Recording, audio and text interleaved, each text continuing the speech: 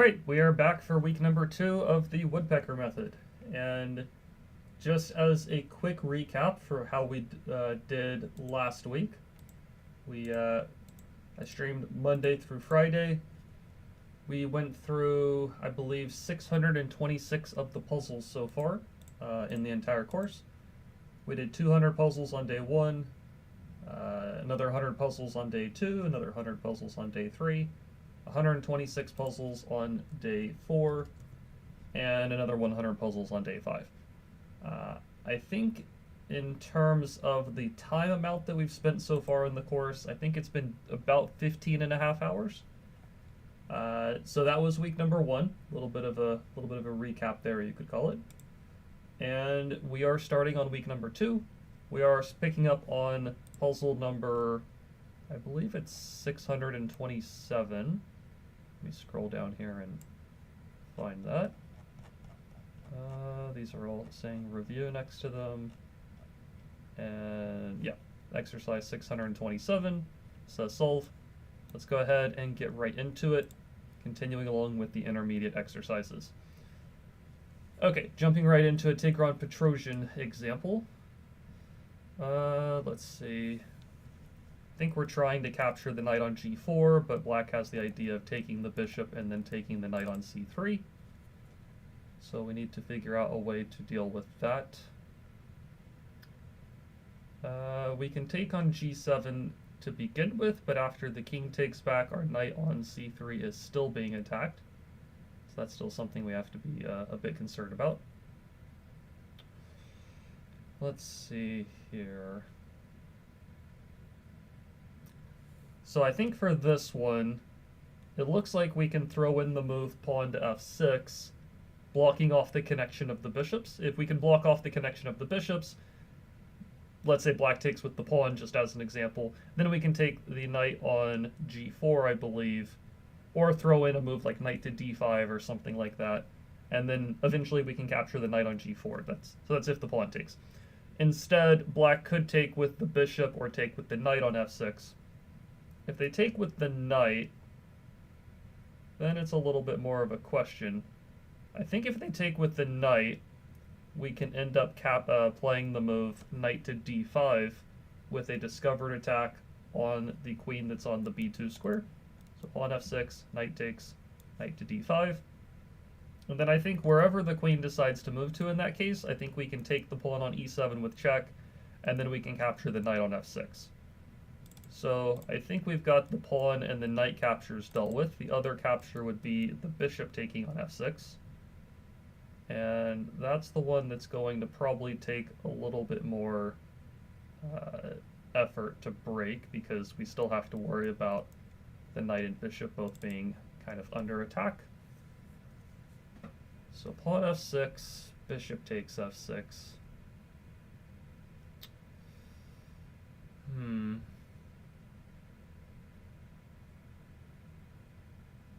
There might be some kind of...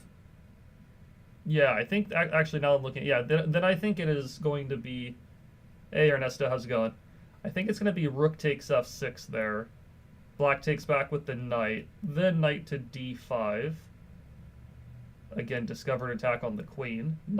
Queen moves somewhere. We take on e7 with check. King moves to g7 or to g7 to guard the knight. We play maybe rook f1 or knight back to d5, and I think we're picking up the knight on d5. So I think it's pawn to f6 on this one. You're going to be GM by next year if you keep doing the Woodpecker. that'd be fantastic for both of us.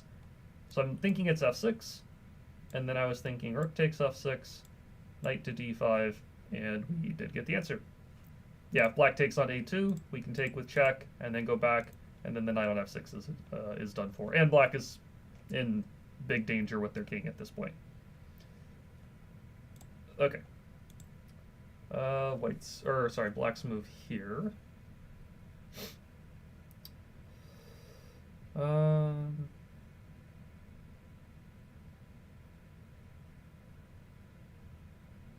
want to say knight takes b3, bishop takes b3, then bishop takes f3 check, picking up a pawn because the king is protecting both the rook and the knight on both the rook on f3. Sorry, the rook on f1 and the knight on f3.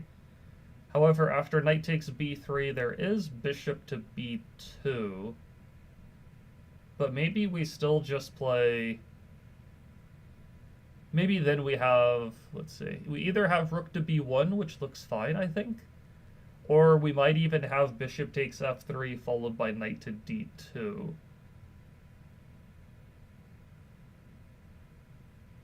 But I kind of feel like rook b1 is better, because if you do bishop takes f3, knight d2, king, let's say g2, take the rook, bishop takes our rook, we end up having our knight is trapped at that point. So I think it's knight takes b3, but if bishop to b2, I think we play rook b1. I think that's the idea. Is there any other tactics worth looking at?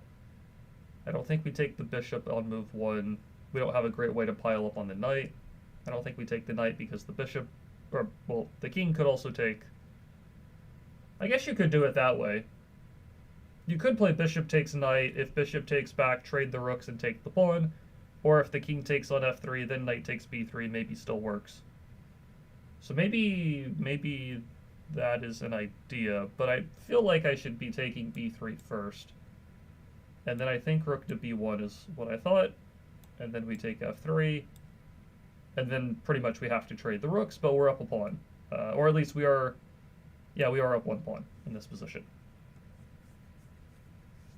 Kind of curious if bishop takes f3 works.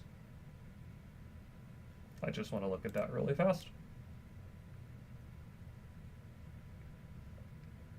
Let's see, bishop takes f3, bishop takes, I thought, trade rooks and then take the pawn. I guess bishop c3 and your knight kind of runs low on squares, which makes sense. Rook b2 is kind of an annoying threat at this point. Okay, so it is knight takes b3 first. Alright, good to know. Let's see here.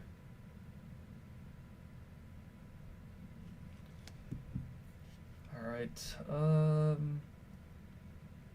pawn takes g7, there's rook takes e8. That one's easy because half your pieces don't have a sensible move.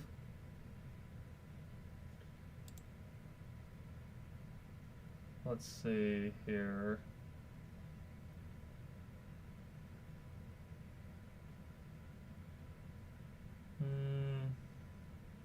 I guess it's just queen takes g8 and h7, right? Queen takes g8, knight takes h7. There's no way black can stop the pawn from promoting, and then we are going to be ahead material.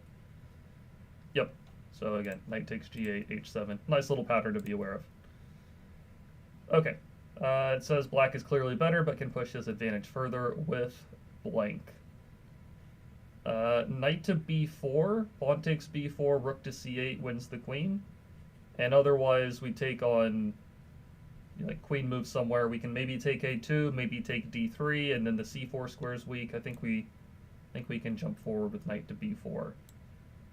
Maybe there's bishop to e4, but then we take on c2. They take us. We take back with the knight. We clamp down on the c4 square. I think strategically speaking, we're in good shape here. And yeah, it said queen b3, take on d3, and black is in good shape. All right, good to go. It says black is clearly better, for example, rook a to b8, but he has a way to gain a winning position.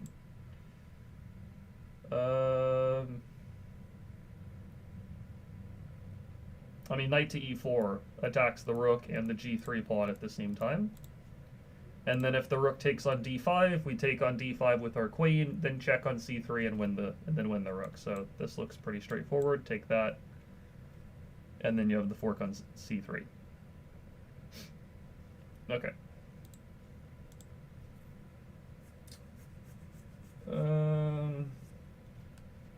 Rook takes e5 check, queen e3 check. Rook takes e5 check. If king f1, we play rook f5 and the knight on f2 is doomed.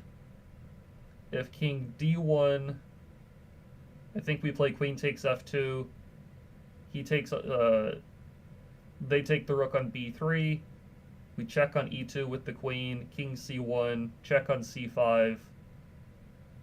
queen goes to c4. I think then we take the queen, take the g2 pawn, push d3. Or we take the queen, then play d3, and then black's mating on the c2 square. So I guess rook takes e5. There is knight e4.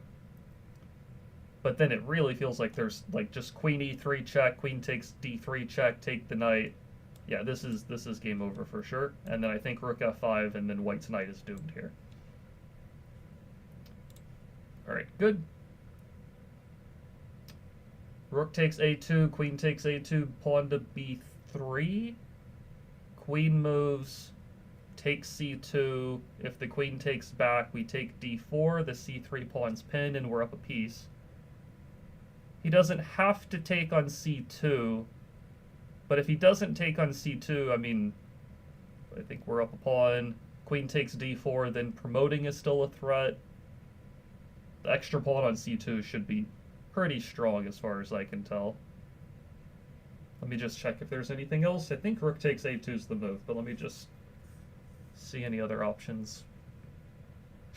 There's pawn takes c3. There's queen takes d4. I don't think queen takes d4 is the move. I mean, you would get the rook on c2, then the rook on e3, but I don't think we get enough. And if pawn takes d4, I guess even rook e3 takes c3. Take, rook takes. No, then we have queen takes d4 and the rook's pinned. But there's always some bishop takes, and then I think actually that looks pretty good too. Actually, pawn takes c3.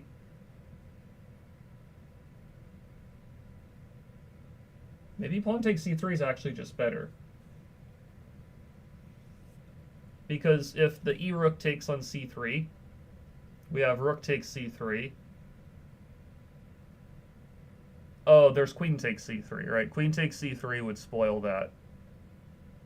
Okay, so no, I think it's rook takes a2. I don't think it's pawn takes c3. There you go. Good to go. I'm kind of curious. Yeah, I don't think pawn takes c3 is working because of the rook takes and then the queen takes, I think, is the issue. Here, yeah, rook takes.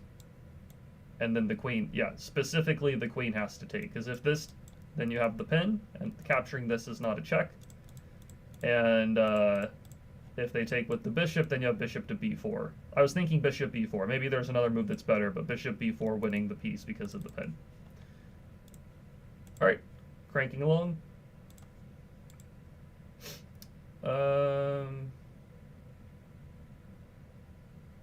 Okay, we're up a piece first of all, so that's good news. So because we're ahead a piece, I think it's rook takes d7, queen takes d7, knight to b6. And then we'll take the queen on d7 once they take our queen on c2, and then we're just going to be attacking the rook on f8 and the bishop and the rook on c2. And I think we're not only do we have two pieces for the rook, but we're also going to win one of those two rooks. Yeah, the fact that we're up a piece makes this one a little more forgiving. And yeah, both rooks are attacked. Rook to c4, it says knight to d2, and yeah, we win material here. I think you don't even necessarily have to play knight to d2. I think even if you move the bishop away, like, I don't know, bishop d3, I think black is just going to be suffering with, I guess white's going to have, you know, two pieces for the rook. But yeah, knight to d2 would be even better at this. But the puzzle stopped after knight takes d7, so. All right. I'm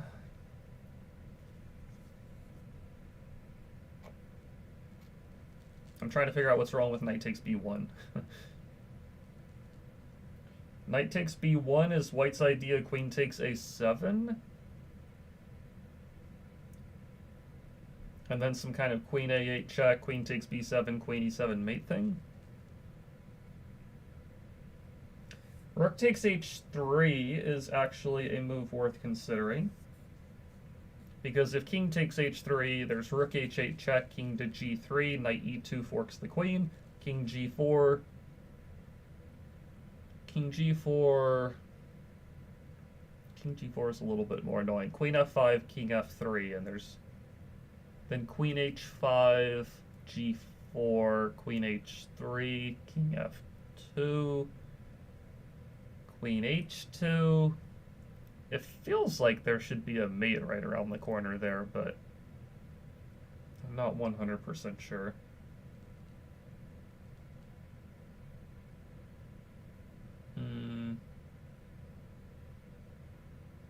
Oh, Queen D2 would have also worked there, maybe, yeah. Rook takes D7, then Queen D2. Because you get out of the pin and counterattack the undefended queen. So we have Rook takes H3, and we have Knight takes B1. And let me first figure out why Knight takes B1 is probably not the right answer. Knight takes B1, I think White has to play Queen takes A7, and then feels a bit annoying to deal with the B pawn being attacked. I mean, there is Queen to B2. There is Queen to B2, and I'm not really seeing why that would be bad. Maybe Queen A5? Queen A5 aiming at C7 is actually rather annoying, I will say. Because if you play B6, then White goes Queen A8 check, King D7, Queen B7 to E7 and mates us. Yeah, so I don't think we're taking the rook. I think Queen takes A7 is a problem there. So it feels like some Rook takes H3 idea. If the pawn takes on H3, then maybe we have Knight takes B1 because we're threatening Queen takes D2 with check. Rook H3, King H3, Knight E2. The move order switch makes a lot of sense. Because then you're still threatening the queen, you're threatening Rook H8, King G4, or Queen F5 first, and then Rook H8 or something like that. Okay, that's definitely a move switch that's worth looking at for sure. Rook takes, King takes, Knight E2. If White tries to just come back and defend, like Queen E3 or something.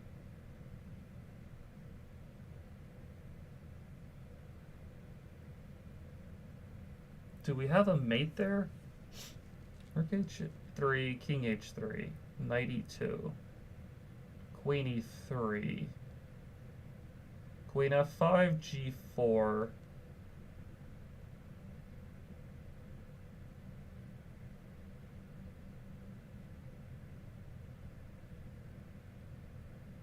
Let's see.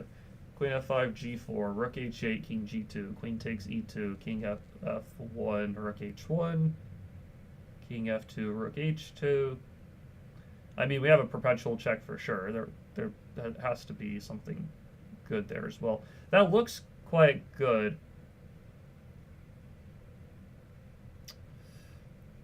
Rook H3, King H3, and then what there? Yeah, you take the G3 square and he can't run. But if he gets to go to G4 and then back to F3, he kind of, excuse me, he can sort of still run. But I guess the idea is that we play Queen F5 to take away G4 and then Rook H8, and the attack is just kind of too deadly there. I'm pretty positive it's Rook takes H3.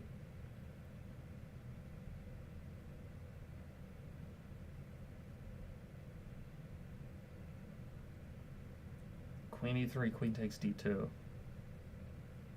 Hold on. Take. Knight E2 there. Take.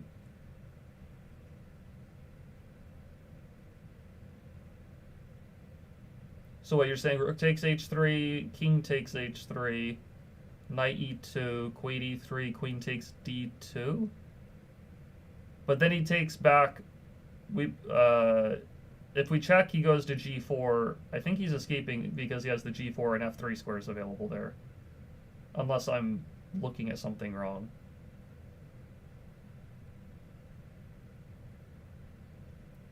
Rook takes, pawn takes. Or, sorry, rook takes, king takes. Pawn takes, I think we play knight takes B1, and I think we're happy there because the capture on D2 comes with check. So I don't think pawn takes is a problem. So rook takes, king takes. So is it rook h8, queen f5, or knight e2? It's kind of one of those three moves for sure, I think. Rook takes, king takes.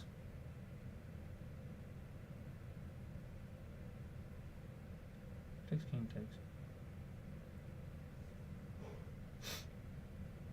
Yeah, I mean, in a blitz game, I take h3 and just roll with it. But in a classical game, I probably look at this a bit further. I'm pretty sure, not only because it's a tactic position, but like the pieces just feel like they get over there very, very quickly. It feels like you almost just kind of, it feels like there's probably multiple ways to do things. Okay, this one I'm gonna just kind of roll with the punches.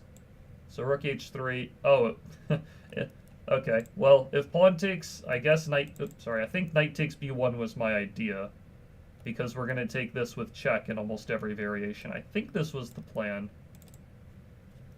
Now, I just want to make sure I'm not doing something really silly here. I mean, if we're not taking b1, I'm not really sure what we're doing, honestly. I mean, there is knight e4, but then rook to d1. I think we take b1 now. I would assume we take back on b1. Okay. I didn't calculate this far, but I think you can just go queen to b2. White's not really threatening. I guess queen to b2, there's queen a5. Maybe that's the trick. So do I go queen to b5 here, maybe? Maybe it's queen to b5, so that he can't play queen a5.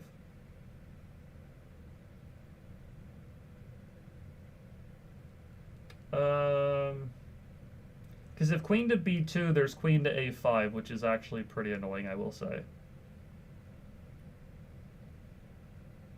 So maybe it's queen to b5 to stop queen a5. And then if I can play queen a6, I keep the king safe, tuck the king on the d7 square later, and then the rook can start getting in the game. Still a little bit messy because of the king safety, but white's king is also kind of unsafe. So I think it's queen to b5. Queen to b2, queen a5 is annoying. So I think it's queen to b5. Okay. Alright, puzzle keeps going. Not rook h8. I guess it has to be rook e8, because then after queen a8, king d7, everything's protected. Now, rook e8, there is bishop to b6.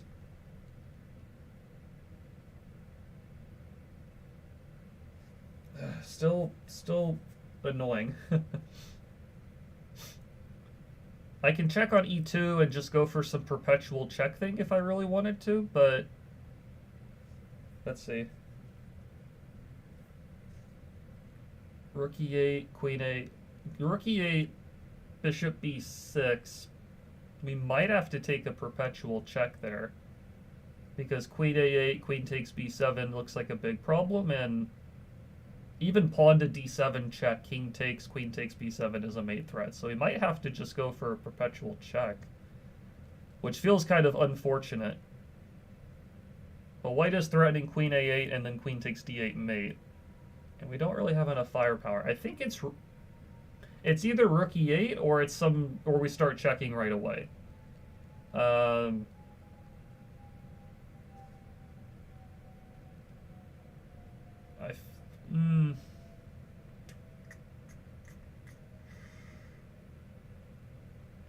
Oh, hold on. Or is it just queen a6 right now? 4, 5, 6. 1, 2, 3, 4, 5. It might just be queen a6 right now. Oh, very welcome, Mohan. Glad to hear you already watched it, considering it came out about an hour and a half ago. It's very nice of you. Thank you. It might just be, maybe it's queen a6 and just get the queens off the board. The annoying part is that white has this pass pawn on d6, so even if the queens get traded, they take d8, we take back, like, I don't think we're winning that king and pawn game. If anything, I think we might be losing that king and pawn game, because white just runs over and takes the a and a pawn at some point.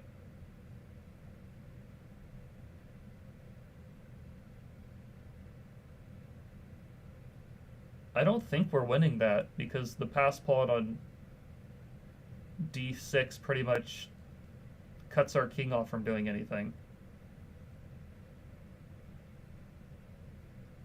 Yeah, if queen a6 isn't working... Oh, hold on. So it's rook e8 first. Right, okay. Rook e8, bishop e6, then queen a6. Yeah, there you go. You also said it there, Ernesto. Yeah, so we have the queen a6 idea, but we just don't go for it right away. I think we play this first. Yeah, it says the only winning move, since black has to be able to protect the rook after queen to a8. And then, yeah, I think if bishop b6, we have queen a6. Okay, pretty tricky one. Kind of odd that... Let's see. So king takes h3. It does say queen f5 check, and the knight fork is unavoidable. Yeah, I mean, I guess g4, rook h8, king g2, queen takes g4, and then you're mating. Great teacher, but bad at puzzles. I would not disagree with that. Yeah. So okay. So it's queen f5 check, and then I think I am kind of are the other moves bad? Is knight e2 bad? Is rook h8 bad? Rook h8 is still -3. Is knight e2 bad? I don't think knight e2 works. Oh, d7 specifically. That's d7 is a tough one to see, I will say. d7, and then now there's no more rook h8 check. That's a tricky one. I mean, I don't think... I think I would have gone for one of these two, is what it is. I don't know if I would have done queen f5, but I mean, I would have gotten around to something like this. And white's in, white's in some difficulty. Hopefully I would have found queen f5 in an actual game, but okay, let's keep going. Yeah, that was a tough one. That's for sure the toughest one of the day so far, no question. Okay, rook takes h6 is a big threat. We have to deal with that somehow.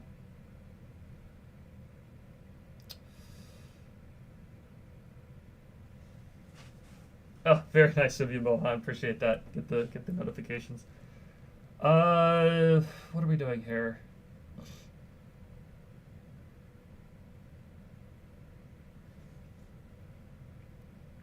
We could just play king g8, and then I think we're pretty safe, quite honestly. We lose the knight, but we're still up a rook, so king g8 looks like it's safe. I'm wondering if there's anything better. It would be nice if we could do some kind of queen b6 check, king g2, queen f2 check. King takes queen, knight takes g4, fork, taking the queen, but again, the knight's pinned. So that's not good. If we check on b6 or a7, they just go to g2, and I don't really see the follow-up. Rook takes h6 is still a threat. I feel like it's king g8. And then I don't really... I mean, okay, white plays like... If they play rook takes h6, I think we're pretty happy to trade the rooks and then play queen f7 and white's out of threats. If they play pawn takes h6, then I guess we play like rook f8. And I think, again, white just kind of runs out of threats. I think it's king g8. Unless I'm missing some kind of counter tactic or something, I think it's king g8. Okay, king g8 is the answer. It's the solution and a type of move that's often overlooked, simply moving the king out of the way of anticipation of a check. The game actually continued queen g7, check here, check, and this is game over, because if you play queen f7... First of all, I'm not sure why white didn't just take the pawn on d5, to be quite honest with you. But if queen f7, there's rook takes h8, king g7, rook h7, stuff like that. And if king f8... If king f8... I don't even know if queen e6 check is winning. I think he would have taken on d5. Hold on, let's just double check. Queen takes d5 is better. Yeah, I don't know why you would check on e6. I guess it's winning, but... I mean, here you're just forking the king and the rook. That just makes a lot more sense in my mind. I guess rook takes g6 or queen d6 or something.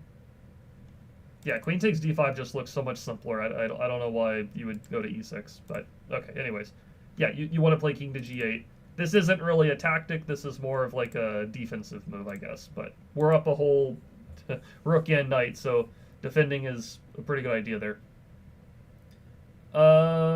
This is bishop takes e7, queen takes e7, knight takes d5.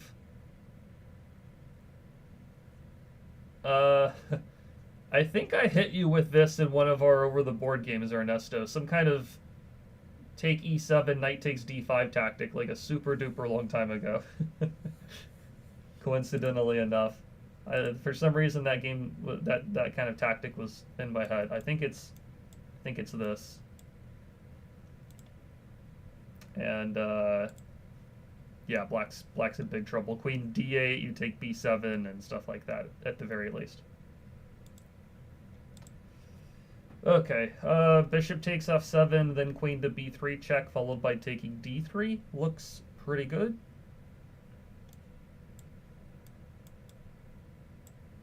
Yep, good.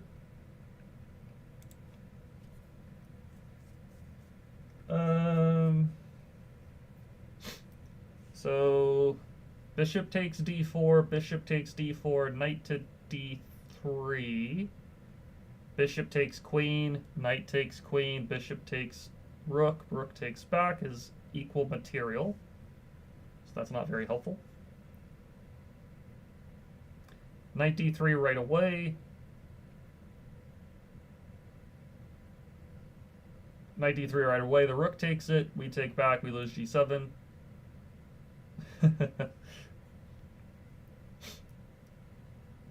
Crazy how, like, certain memories or you can remember certain games or certain moments from games from like I don't know how long ago that was. That had to be like, I don't know, like 8 years ago or more, or something like that. I think this is knight a4. Pawn takes a4. I trade queens, then take d4, and I think I'm just up the exchange. I guess taking on d4 right away also leaves us up the exchange, but the queen staying on the board's a little bit annoying. So I think it's knight a4. And then you're up the exchange, but the main point is the queens are gone. That's the biggest advantage here. Okay, good to go. I think it's knight... Hold on. Knight takes f2 was my first instinct, but I guess there is queen takes d5.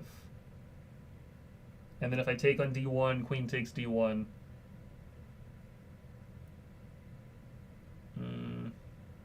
There's rook e5, queen takes d3, rook takes e2. But then white plays rook f1 or queen f3, and they defend everything. Let's see, what else can we do?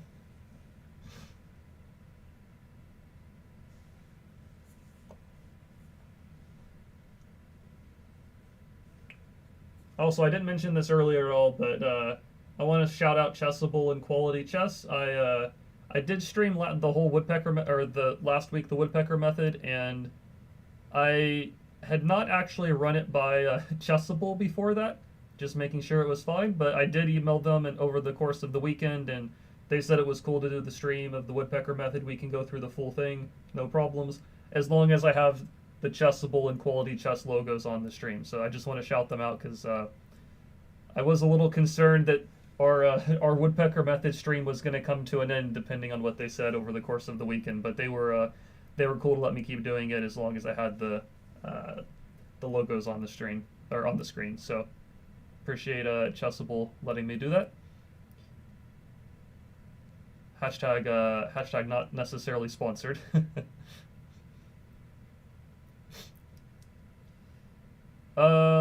What is it here? Knight c5, we lose the rook with queen takes d5. Knight f4, they just take on f4.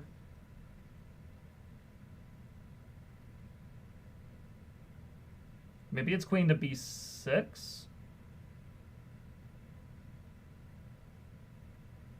Oh, no, I'm sorry, it is knight takes f2. What am I talking about? Knight takes f2, queen takes d5, knight takes d1. And then we don't have queen d4 check forking the king and the rook, but we have queen to b6 check forking the king and the rook. So I think it is knight takes f2. Okay, if you go there, I would assume you just... I would assume you just capture the rook on b7 is my assumption. Yeah, I don't see why you don't just capture the rook on b7. I can also take the queen, and then they take my queen, trade the rooks, and I'm just up 2 pawns. I mean, that also looks simple. I'm going to assume there's multiple answers on this one. I would just take on e4 or take on d1 first. I don't know if it really matters. Okay, it says that works. It says that works. Yeah, either one of those are good.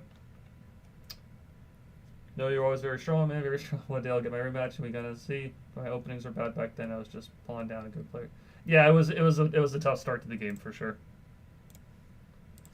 Okay, pawn to d7, rook to d8, then the c6 pawn is defended.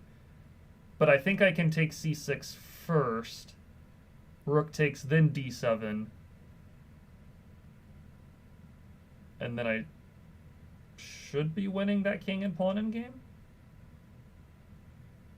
Now, oddly enough, there is a reason to take on g4 first.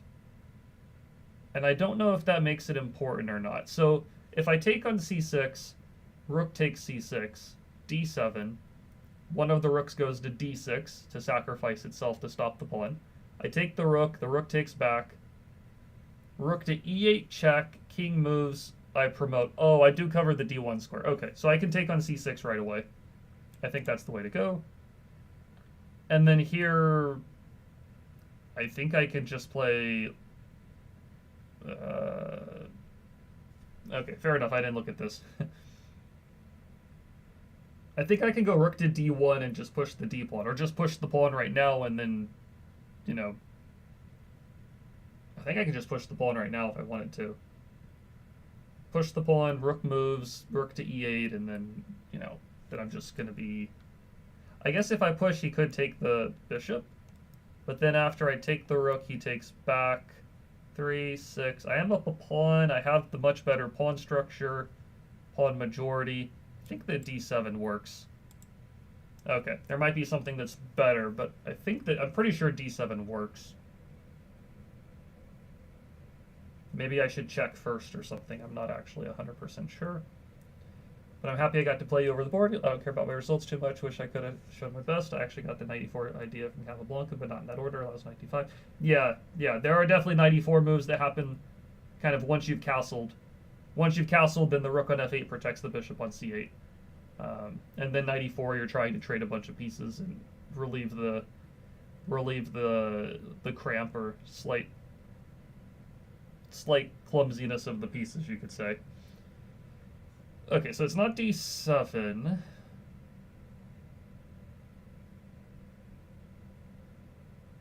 What else do we do then? I can take on g4, play bishop d7, take g4, but then I lose c5 and d6. So maybe it's b4. It could be b4. Rook takes c6, d7, rook d6, take. But then I don't, but then I lose the d pawn, or at least I get stuck protecting it. So maybe it's rook d1. I feel like there's probably multiple moves that are good here, but we do have to be a little bit careful about losing the c pawn. So if I go rook to d1, you can't take... Actually, you can, can't you? Actually, yeah, rook to d1, he can take the bishop, d7, rook f8, and that's not fantastic. Okay, so I do want to be precise here. Oh...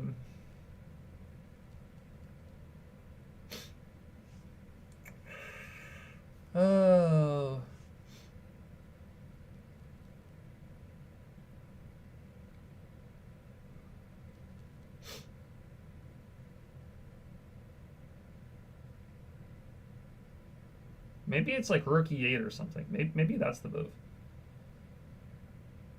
Rook e8. If the rooks are traded, you're almost guaranteed to promote one of the two pawns, I think. And if they take on c6, you still play d7.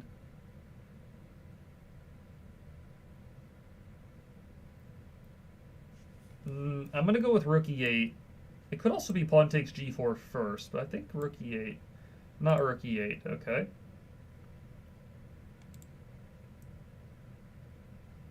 d7, I thought he plays the f6 rook to take on c6.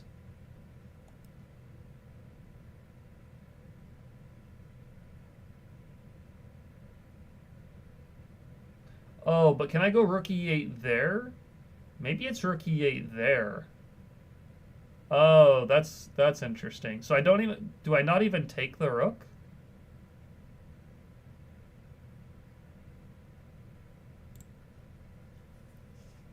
Hey, VX?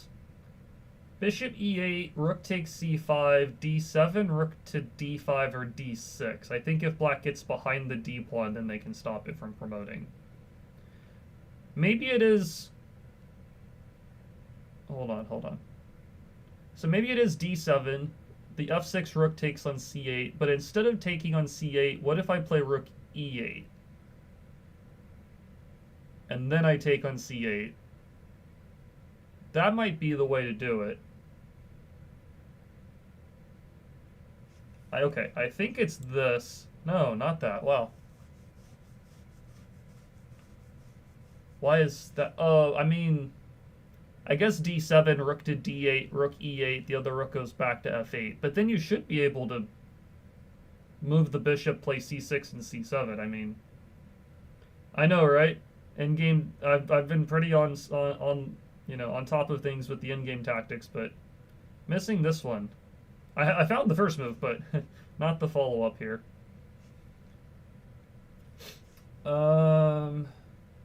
What is this one?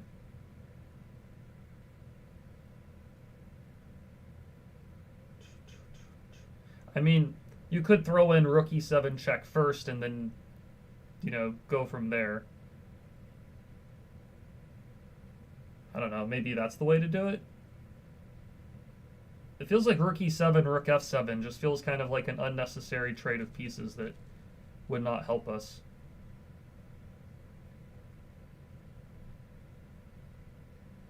Okay, I'm kind of spitballing on this one. Right, that's what he checks and there's g3 mate. I don't think, if I take on c8 though, I'm covering c1. That was kind of part of my idea. If I take, I'm covering the rook on c6 from checking me on the back rank. That's also part of why I was mentioning at some point taking the pawn on g4, because then all of those back rank mates don't work because I have the h3 square available. Maybe I take g4 first. Okay. I was... So it is rook e7 check.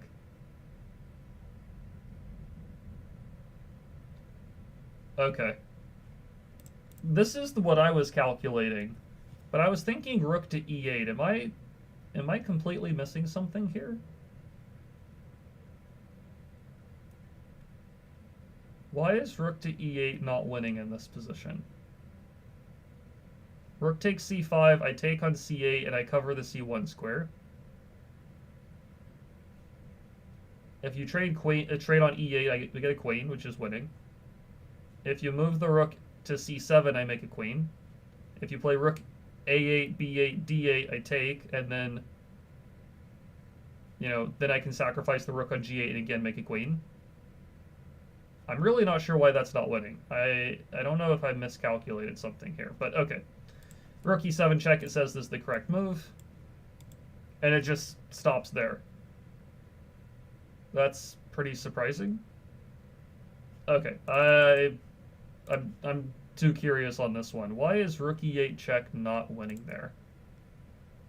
So take here. It says taking on g4 is one of the winning moves. So what's wrong with this? Takes rook e8. Am I completely missing something here? Rook to d6. Oh, okay. Black is threatening. Hold on. Wow, rook to d6. That's crazy. Because if you take the rook on d6, you get mated on the back rank. Yeah, it's the back rank mates. But if I take on g4, so this was the other thing I was thinking. If I take on g4 first, then I think that this would work. Yeah, now rook e8's the best move. because now rook d6 doesn't work because I have the h3 square available in this case. Right, like I take here and make a queen, and now I'm not getting mated because I have the h3 square available. Or I can take on g3 first.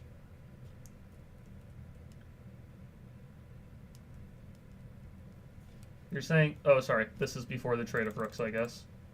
So this is what you're saying here.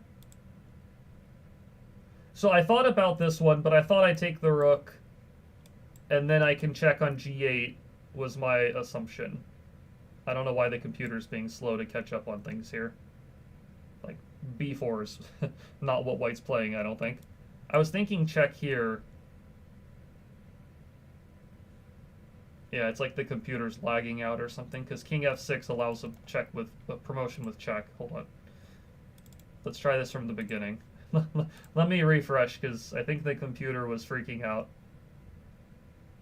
Okay, so take here, here.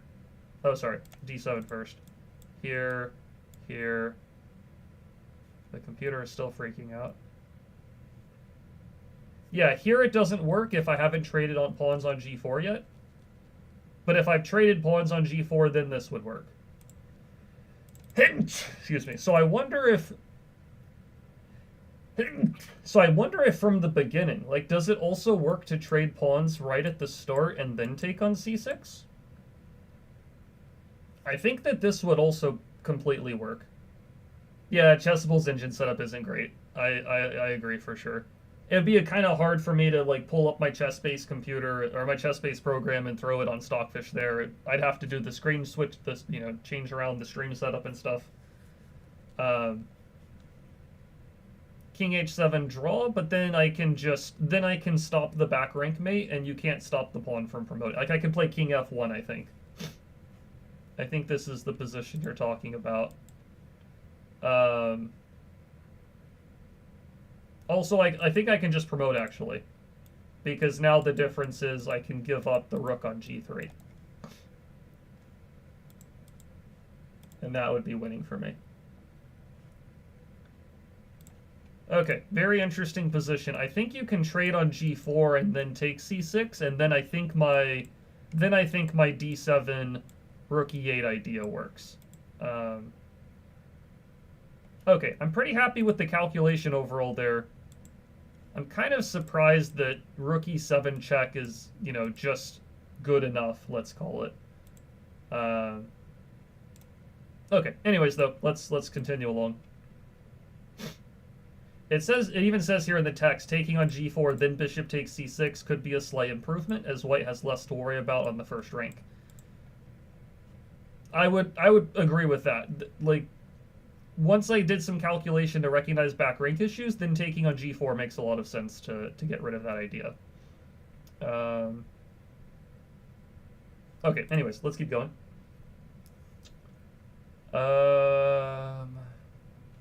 Take on g6 and then knight e7. Or is it knight e7 then take on g6?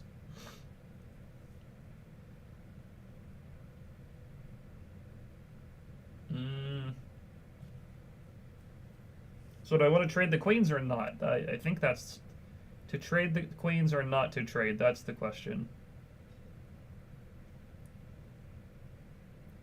I don't think I want to trade the queens because then black has the two minor pieces and their king is less exposed or less danger.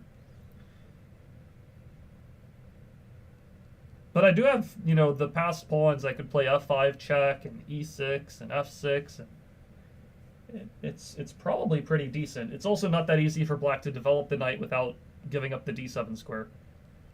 Honestly, I think it looks pretty good to play queen takes g6, but knight e7 check, queen takes e7, queen takes g6 also looks reasonable. The downside there is the knight gets to develop to d7. And then go to f8, and that's rather annoying. I think we take on g6. And then, yeah, it just gives this as being the answer. It does say knight e7 check is not as good. With queens on the board, black has some chances to get his pieces working properly. Yeah, because black here can play knight to d7, whereas in this position, they're not playing knight d7. And white has a bunch of pawns they're going to be pushing pretty quickly. Okay, pretty happy with the decision making there.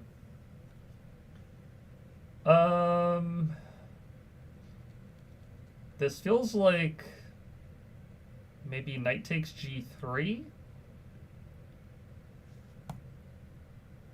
Feels like knight takes g3. If the rooks get traded, then the pawn takes. We have rook e1 check, followed by queen e2 check, or queen f1 check even, depending on where the king goes. Yeah, so this feels like knight takes g3, and then if the rook moves away, we fork on e2. I guess white can defend the rook with queen d1 or something, but then we trade rooks, check, take the f4 pawn, white's in huge trouble. I think it's knight takes g3 here. And then rook e1 check. And then I think queen e2 is the simplest. And then you have just checkmate. Okay, very nice. Rook d6. Oh, in that in-game position one? Yeah, the rook d6 move was tricky. Hey, Ted. No, it's a completely fair question. Sorry to sound cheap, but do your chessable courses ever go on sale? I want to buy the French course with video, but can't afford the full price. I completely understand. No worries. Yeah, they do go on sale. There is, let's see, for that specific course, I know that they're running Black Friday sales this month. I know that tomorrow they told me that there's like a 5-day sale for tactics courses starting tomorrow. I would highly assume that there will be a, let's say after the November 5th to November 10th tactics sale, somewhere after that, before the end of the month, will be a like opening course sale, I would assume. I have like a 95% assumption on that. Otherwise, at the end of the month with Black Friday, they are for sure going to be running I was told it's like the biggest sale of the month. For Black Friday. Or sorry, not the biggest sale of the year on Black Friday. Yeah, there was a Halloween sale, but it was still full price. Yeah, so not every single course is put on sale every single time there is a sale cycle, you could call it. Mine just happened to not be on sale during the Halloween sale, but I was told by one of the Chessable guys that that the courses will be on sale during November in the Black Friday batch of sales, you could call it. Yeah, I'll probably, when the sale starts or when I find out the specific dates for that for the opening sale, I'll probably put it on like a community post on my channel or something like that, or I'll mention it in the stream. But it for sure, sometime in November, there's a very big Black Friday sale. There might be a smaller version of things, and then a large batch at the end of the month with Black Friday. That's how I understand it, at least. Here I think it's bishop f6, and then e5 we take on e5, and if the rook moves off d4 we take on c4, and if white tries to play knight to b6, then I think we just take on d4, right? So I think it's bishop f6. And then take this, the knight's pinned, and we win material. Okay, bishop takes h3, king takes h3, knight takes e4, knight takes back, queen f5 check, and then I take e4 and I'm up a pawn, I think. So take that, check, take that. One question I'm assuming from your YouTube channel, this will be true. Do you look at moves that might have, do you look at moves that might be seen in beginner games and explain the reasons behind the moves? In the French course specifically, I definitely do. The French course is specifically catered to players in the rating range of, let's say, like beginner up to 1600. That's kind of it's the French simplified. So I specifically made the course with, let's say, like beginner to intermediate players in mind. I purposefully actually avoided looking at the master moves, let's put it that way, like the moves that are most common at master level. Um,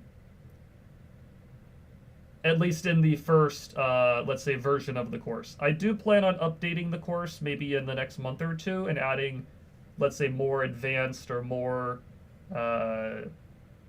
again, like master level moves. But the current version of the course for sure covers all of the beginner to intermediate level moves that you would see a lot of players at the 1000 range, play, or up to the 1600 range. I use the Lichess database, and on the Lichess database you can alter the rating of the players in the games.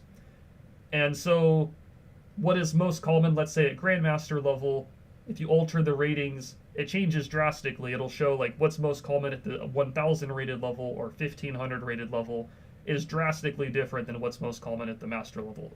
And so in the course, I did specifically focus on the moves that are most common at the lower rated player level. And I think that a lot of people have really liked that because other courses will show them what the best moves are, but they're not the moves that their opponents are playing in their own games. Whereas my French course is all about the moves that you'll see in your games if you're in that rating range.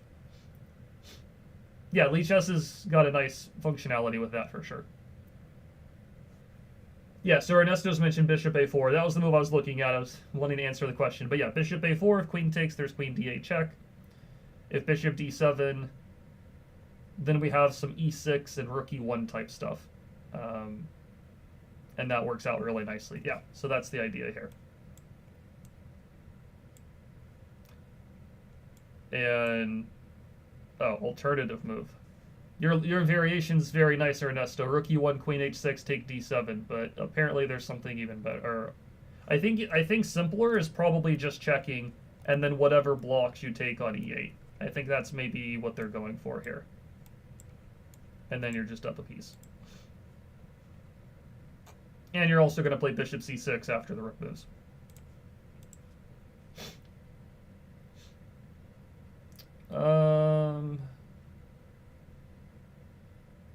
Queen takes f8 or rook takes g5? It's probably rook takes g5. Yeah, it's got to be rook takes g5. If the pawn takes, you take f8 with mate. If the king moves, you take on f8. King f7, you have rook takes... You take f6? Probably knight e5 check, or you have lots of moves that are pretty good there, I think. White's pieces are just much better. Rook e1 better move, don't care what Engine says. Definitely the flashier move, no doubt. Okay, so rook f6 and then queen f8. There's king takes 8 g5. Queen f4 check, king g6. I don't think you have to... first of all, I don't think you have to take on f6. You could just move the rook back to f5 and then f6 is in big trouble. The question is, do you take on f6 or do you do something else? Knight e5 check is also a move. But then king e8.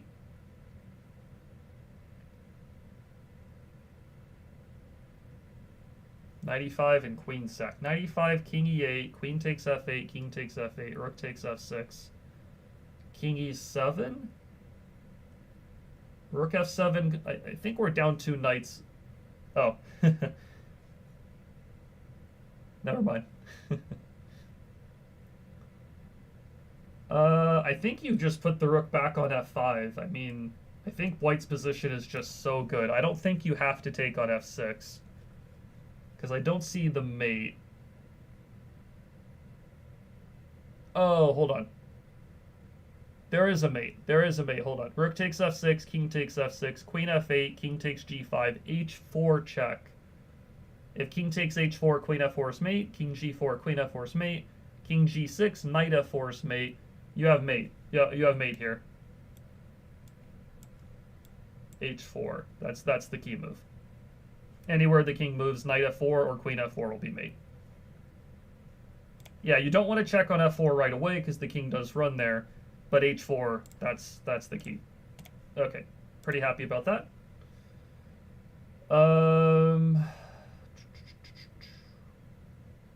Knight takes e5, queen takes e5, bishop g3, queen moves, e5, and then I think we're either taking the rook or we're taking the knight.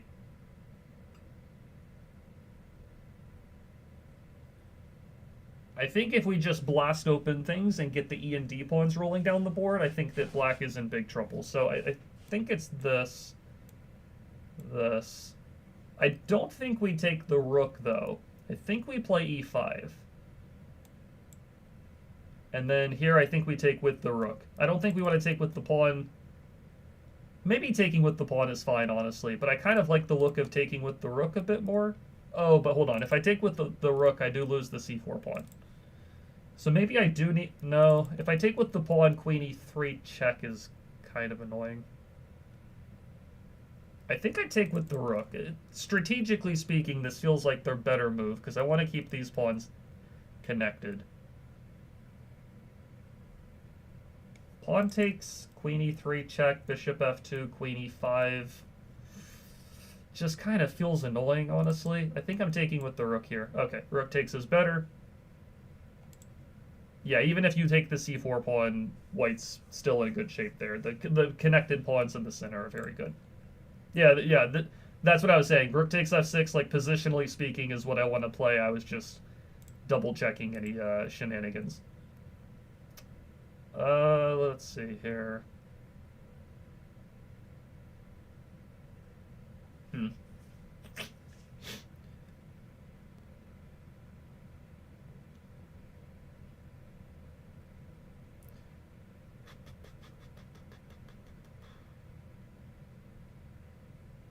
What is this one? A3 can be useful. Bishop takes e4, opens up the f file, but can sometimes be useful.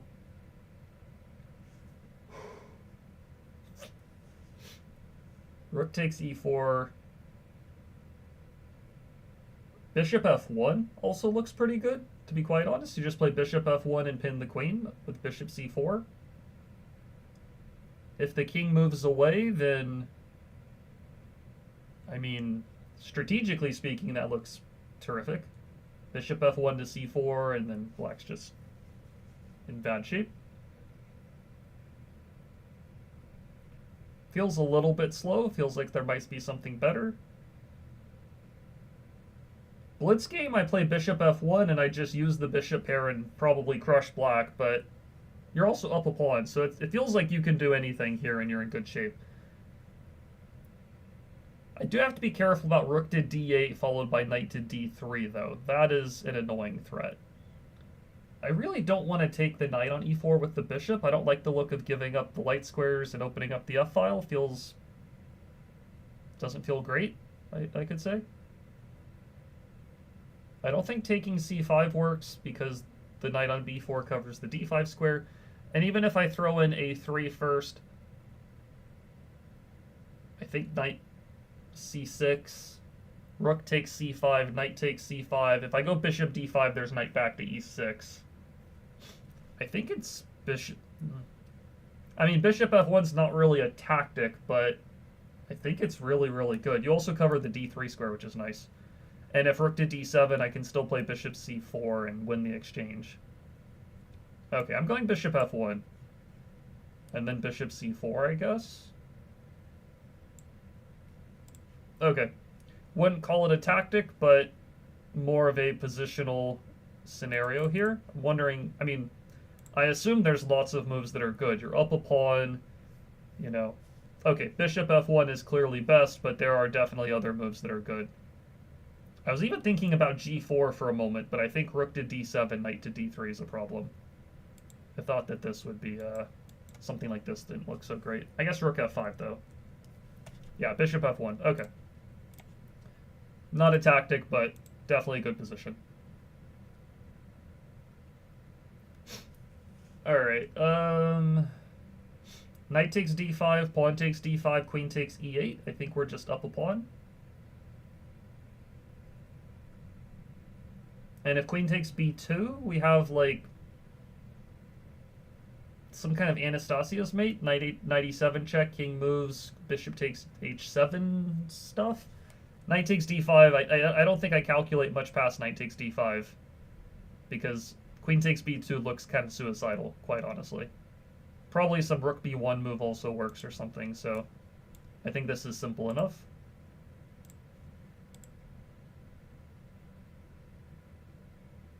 Yeah, you could do maybe bishop h7 first or something, I'm not sure.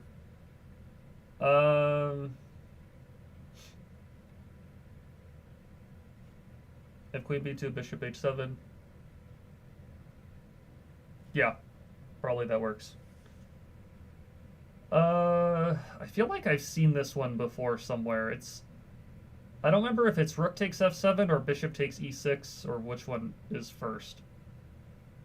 I think it's bishop takes e6, pawn takes, queen to g4, forking the knight and the pawn.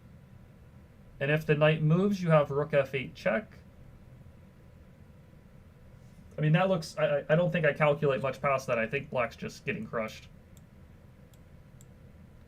You can throw in bishop takes c2, I guess, but then I can just take back on c2 or something like that. And yeah, black's position has just got too many holes. Queen takes e6 is also a threat. Okay, I can check on f3 or I can take on d1 first.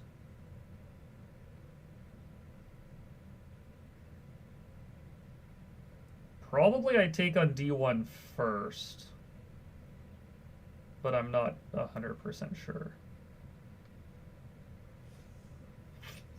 Queen takes d1 feels like I guarantee that the queens come off the board, which is what I really want. I will say the one slight concern is queen takes d1, rook takes d1. Oh, white doesn't have time to do it, do they? Actually, queen takes d1, rook takes d1, knight f3 check, king f2, I take the queen, they take my rook, I play, I don't know, rook takes. Then there's king to g3, and my knight's running low on squares. That's pretty annoying. I can take on f5, and then I am up a pawn, which is probably pretty good. But that's partly why I'm wondering if knight f3 check first is better. Knight f3 check first, rook takes f3, queen takes d1 check. If the rook blocks, I take on d3. If the bishop blocks, I take on f3. So king f2 or g2 is forced. And then I am up the exchange, but my rook on f8's hit, my pawn on d6 is hit. It's not really looking like I'm breaking through, and there's knight g5, f6. I like the look of getting the queens off the board, so I think I'm going to do it this way. Oh, I didn't think this was very good. I thought king f2 was better. Hold on, I want to look at that really quick. King f2, I take the queen, and then bishop takes f8. Yeah, so king f2, I take the queen, bishop takes f8. Apparently king takes f8, king g3. And then, okay, you can take on f5 or play knight g6. Knight g6 also makes sense, but yeah, knight takes f5, you pick up a pawn, and, you know, with your extra pawn, you are better. It's still going to take some work, but white's bishop is terrible, the extra pawn is nice, black is in good shape. That's the variation that was concerning me, but this king g3 move, but we can take f5 and we're up a pawn. Yeah, king g2 makes life easier because now, you know, you're up the exchange instead of a pawn, I guess. Okay. Knight takes h3 check, pawn takes knight f3 check, take the rook, and then we're just up material. I think this is pretty straightforward. See, like, something like this is in the medium chapter. This looks, in my opinion, pretty clear-cut. Whereas then we have other puzzles in the medium chapter that are just like, you know, it takes me like 5+ minutes to figure out. Then there's stuff like this that takes like, you know, 5 seconds. Anyways. Knight takes g7, king takes g5, and then you take on f6, and it looks like black is getting crushed.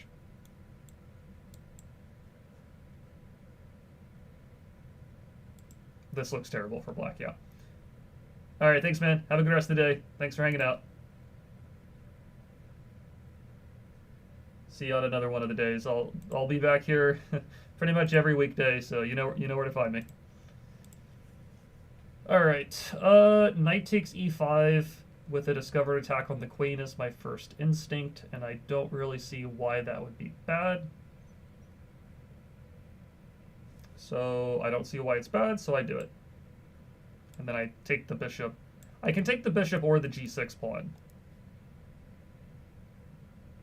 Honestly, taking the... I was going to say that taking the bishop looks simpler, but the g6 pawn is pretty useful, and the rook, rook moves away, but... I feel like I want to trade pieces at this point. I think I'm going to take the bishop. No, okay, it probably wants me to take the pawn then. No, not that either. Surprising. Bishop f1 first, maybe? But I feel like I want the bishop to protect the g4 square, so hold on.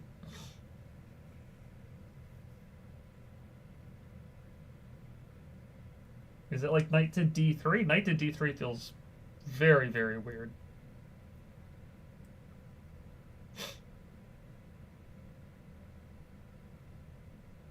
Knight f3 also feels very, very weird. I'm really...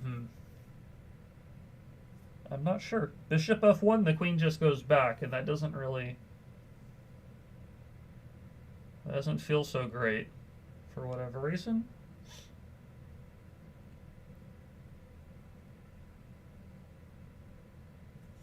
I mean, if it's not bishop f1... Okay, are you taking the bishop now at this point? No, I mean, alternative it says. I don't think you're going for a draw. I don't think we're trying to draw this position, are we? 3, 4, 5. I guess we're not ahead material. But drawing feels so weird. But I guess taking d7 and black's not in terrible shape, I guess. Drawing just feels so weird, though. I would take on d7, but it says something better is available. I don't think you go back to e2, but what else do you do? d3, you lose the e4 pawn? Okay, is the best way to play just a draw? That's pretty weird. I must be missing something. Okay, so knight takes e5 is correct. And then it says knight takes d7, there's bishop e3. Okay. Okay. I can understand that. I missed this move. That's quite unfortunate. Tigran Petrosian. If he saw bishop e3, he's a strong dude. Obviously. World champion. Okay, so I missed that idea. So bishop f1, queen h5. It does say here white can also play on with knight takes and e takes, but should probably try the same repetition soon. Okay, so apparently white's not really better here. It's more of a go for the draw type of situation. Interesting. Computer does say it's pretty much just equal. Take here. This. Black is better. This. Black is also much better. It's this bishop e3 move that I was missing. Bishop e3 is very strong. And here, we just go for the draw. Okay. Interesting.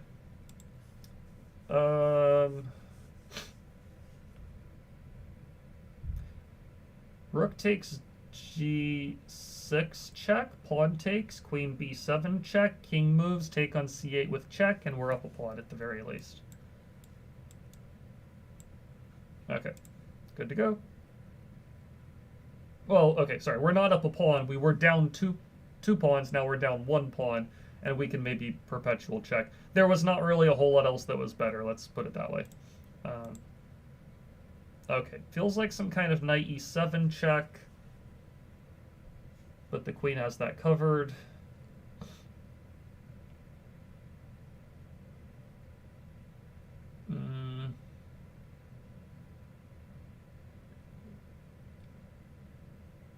Oh, okay. Knight e7 check. Queen does have that covered. Queen takes e7, but then queen a6 check, forking the king and the rook, and then we take the rook. Okay, good to go.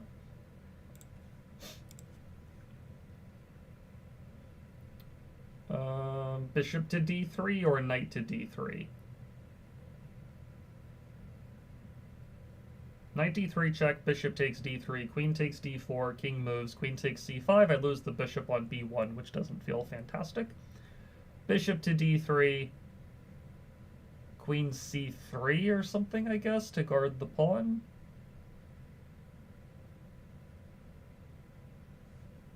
And then what? Probably some kind of queen h4 at the right time.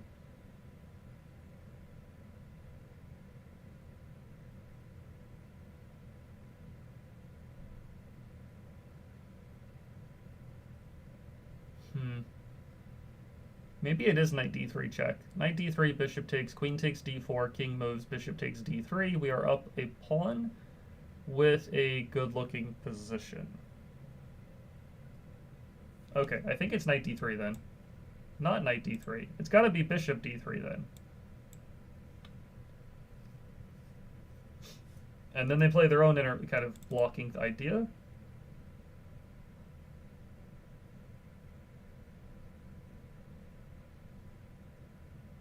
I don't know why bishop d3. Knight d3 just feels so much more... Feels much better. Really surprised by that.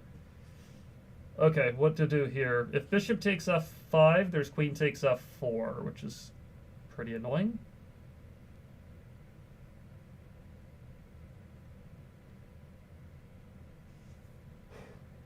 I can go queen to g5. Queen to g5, threatening knight h3 check. I think that might be it. And then queen h4, or bishop takes e3.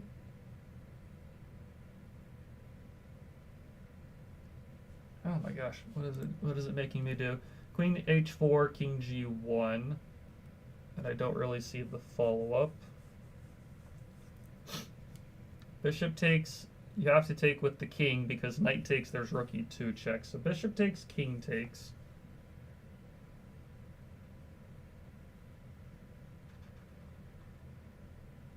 It feels like a pretty decent position for black because of all the weaknesses in white's half of the board, but I'm not seeing the knockout blow here.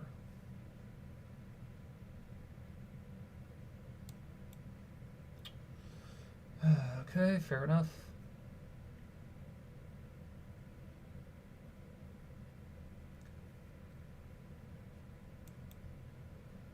So it is the check first, and then I guess bishop takes f1 and knight h3 check or something like that. Okay. I'm really surprised knight d3 check is not the answer. Why would knight d3 check not work? What am I missing? It does say bishop d3. And what am I missing here? King g2, bishop takes. Oh, that's what I'm missing. I thought I was threatening bishop f1 check in this position as well, but I missed knight takes f1 guards the queen. So I thought something like rook c3, I thought I had bishop f1 check. I thought white had to play queen c1 here to guard both things, and then I thought we're just up a pawn with the better position, which is true. But I missed that the knight can take and keep the queen protected. That's what I'm missing here. Okay. That's a mistake on my part. So if that's not working, then bishop d3 is better. And then knight f5. The chessable computer starts spazzing out. Okay. Bishop d3 is the move, though. Okay, understandable. Rook f3. Pinning the queen. Black can try rook h8. We take on f6. If the king takes, we have bishop d4 check, followed by winning the bishop on g7 eventually. And if the pawn takes, we have rook c7 check, and then we take on g7. So I think we can just trap... Oh, hold on. Black can play queen takes f3 first, and then after pawn takes, then a rook h8. Okay. So is that the trick here?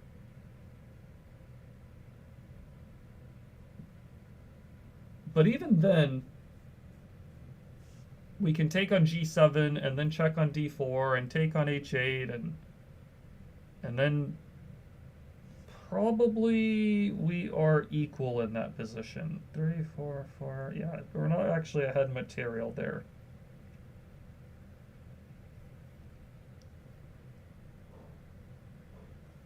Okay, so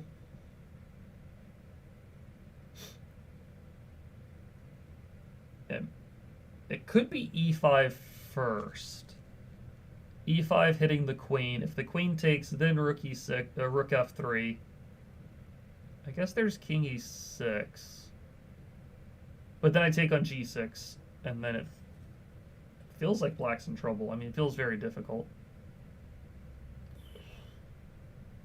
So I don't think it's rook f3, because he takes the rook and plays rook h8, and then I'm not going to be ahead material.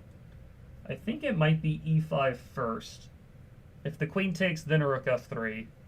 If the queen moves to e6, then we have bishop h6, rook f3. I think we just kind of continue attacking there as far as I can tell. Bishop h6, rook g8, then rook f3. And then we take on g7. So I think it's e5 to start with. Okay, so it is e5. It says rook f3, black takes the rook and then traps the queen. And then here, yeah, white's winning. It also says rook f3 check and queen takes g6 was also winning. But, okay, so the important point is we don't want to rush rook f3. We want to play e5 first is the key. All right, bishop takes d2, queen takes d2. Then we play queen takes g3, knight takes e4, knight takes d2. Or knight takes e4 first, but I think taking on g3 is even better. Okay, up a couple pawns. 1, 2, 3, 4, 5, 6. I guess only one pawn, but... Okay. Bishop takes e6, bishop takes f7, rook takes f7, knight e6 check, and then we take the rook. I don't think we want the rook on f7, we want the rook on c7.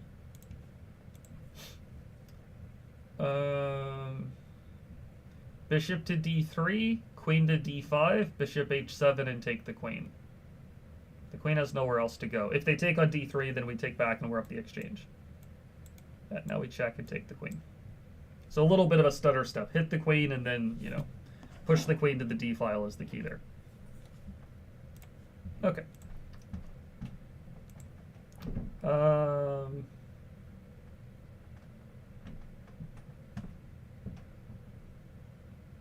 What to do here? I want to play rook takes d6, queen takes d6, bishop takes c5, but the bishop on e5 is defending against that. So I think I play f4 first, then eventually the bishop moves, and then I take on d6. I take here. Yeah. And then if they take, you know, whatever they do, we'll end up being ahead material somewhere in here. If they take on d6, we take here and pin the queen. Okay, good to go. Rook h7 check, king takes, take the bishop with check, and take the queen. If the king moves away anywhere else, we still take on f6 as far as I can tell. Okay, good.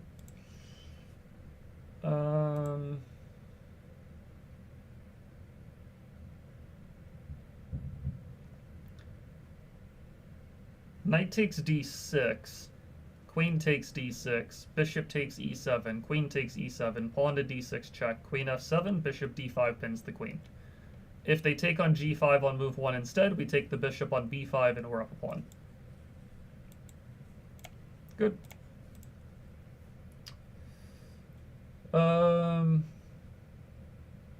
Rook takes g6, knight takes g6, bishop takes d4 check, looks very strong. If rook takes g6, bishop takes g6, we take g6 still, and then bishop takes d4. I don't think you want to take on g6 first, because white trades the rooks. So I think you do it this way. Okay, queen h5, I don't really understand the point. Probably just rook h6, I guess? Or bishop takes knight? Probably not bishop takes knight, because then they take on g6. Even that's winning, though, isn't it? I think this is winning. I'm not sure about this one. I think I take the knight.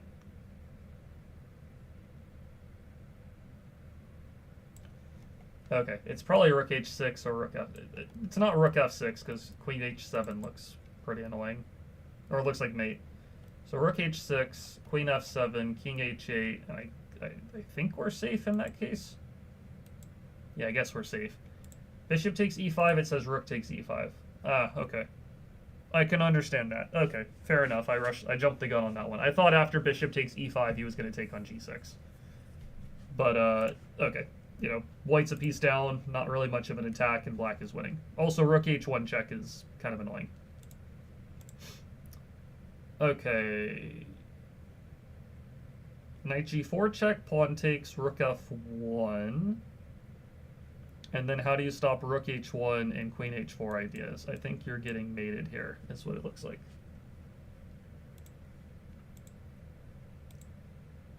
Knight d5, pawn takes, bishop takes, leads to mate. Knight d5, queen moves somewhere else. Then what? Then, like, I guess knight c7, and then with the rook on e8's trapped. And if queen takes d6, we have knight f6 check and take the queen. This just looks like such a strong move. And then this is checkmate. In the game, black moved the queen, but then white played knight c7 and the rook was trapped. Okay. Knight takes f6 feels like the move. You're threatening queen to d8 afterwards, and then if pawn takes, queen takes, you're eventually going to get your rook and queen to the 7th rank, and black doesn't have enough to deal with that. Yeah. If black tries their own like knight takes c2 tactic, we can play queen to d8 and get a back rank mate. Okay.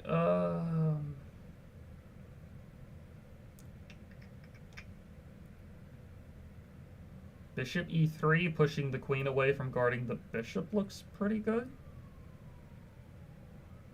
Like bishop e3, if the queen takes, there's bishop takes c4 check, and then rook takes e3.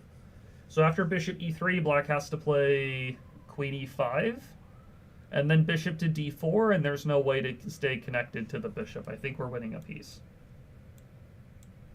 Okay, it says alternative.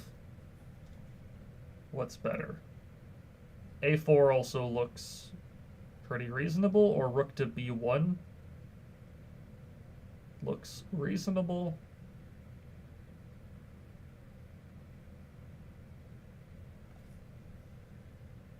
I mean, bishop d4 is just... there's maybe I underestimated some knight g3 ideas or something, so... I have to be a little bit careful here. What else is better?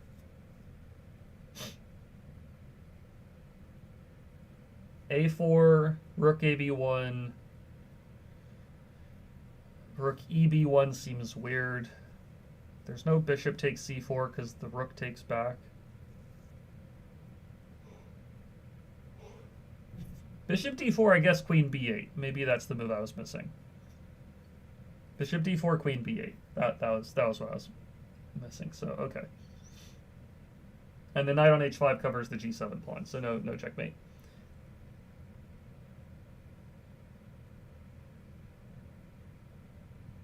Maybe it is a4. Because how do you keep the bishop and rook protected? a4, rook to b8. Maybe I just move the queen away. I think it's a4. That's also an alternative. Okay. Multiple moves are good here. Always a little bit annoying. Is it f4? Maybe it's f4. f4, knight takes f4. f4, knight takes, bishop takes, queen takes. I take on b5. I'm up a piece. What about my original idea of e takes f? E takes f5 here, or... Yeah, because he can't take the bishop. So you're saying take, and I get this bishop? Or oh, no, sorry, because you're right, sorry. E takes, queen takes, I have bishop c4?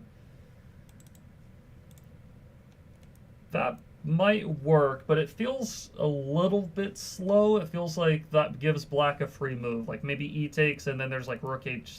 Well, there's no rook h6. It feels a little bit slow in my mind, but maybe maybe it works.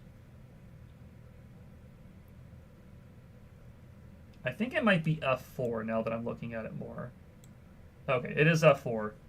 White threatens the queen and the knight at the same time, and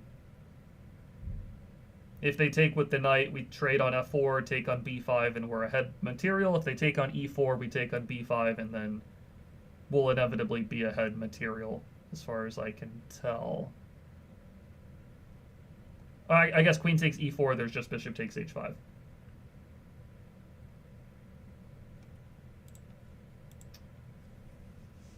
How's it going, Eric? Let's see, what's up, Dalton? By the way, you're zoning. Okay, let's go to this one. So, queen h5 check, there's queen f7.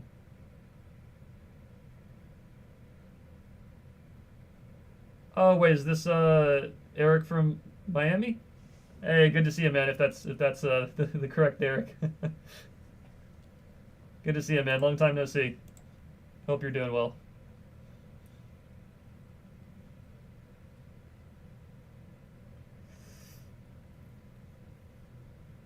Yeah, Ernesto and I were reminiscing over the chess tournaments and chess days from way back. Good to see you. Queen h5, queen f7. What are we doing there? I don't see the idea there. Yeah, I'm doing good. Thanks, appreciate it. I'm not seeing it after queen h5, queen f7. There is knight f5 I can do first. There's bishop takes g5 I can do first. There's knight takes b5 I can do first, actually. I think it's knight takes b5. So queen h5 check, queen f7. I would like to play rook d8 check to pull the king away from the queen, but he has rook takes d8. But if I start with knight takes b5, I'm threatening c7. He takes, I trade rooks, oops, sorry. I trade rooks, then I check on h5. And then if the queen blocks, then I have rook to d8 check. So I think I take b5, then a8, then check h5. Now, there is knight g6. I take the knight, queen f7. And that is relatively annoying. What is possible there? I can go knight f4.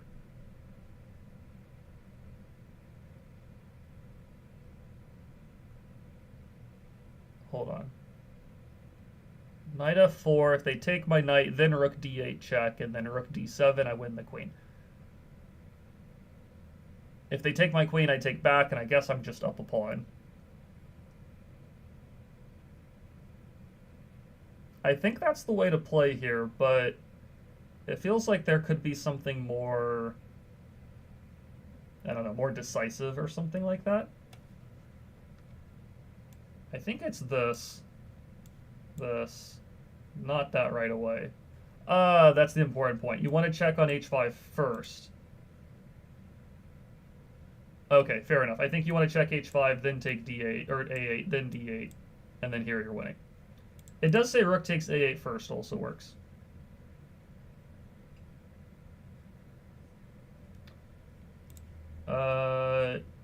Yeah, so I think it's all about getting rid of the rook on a8 so that queen h5, queen f7 is not a defense. Okay, cool. Y'all lost in your calculations? Yeah, Ernesto and I have been grinding out this this woodpecker method the last week and today. Okay. Bishop d5 check, king g3, knight e2 check, king h4, bishop f2.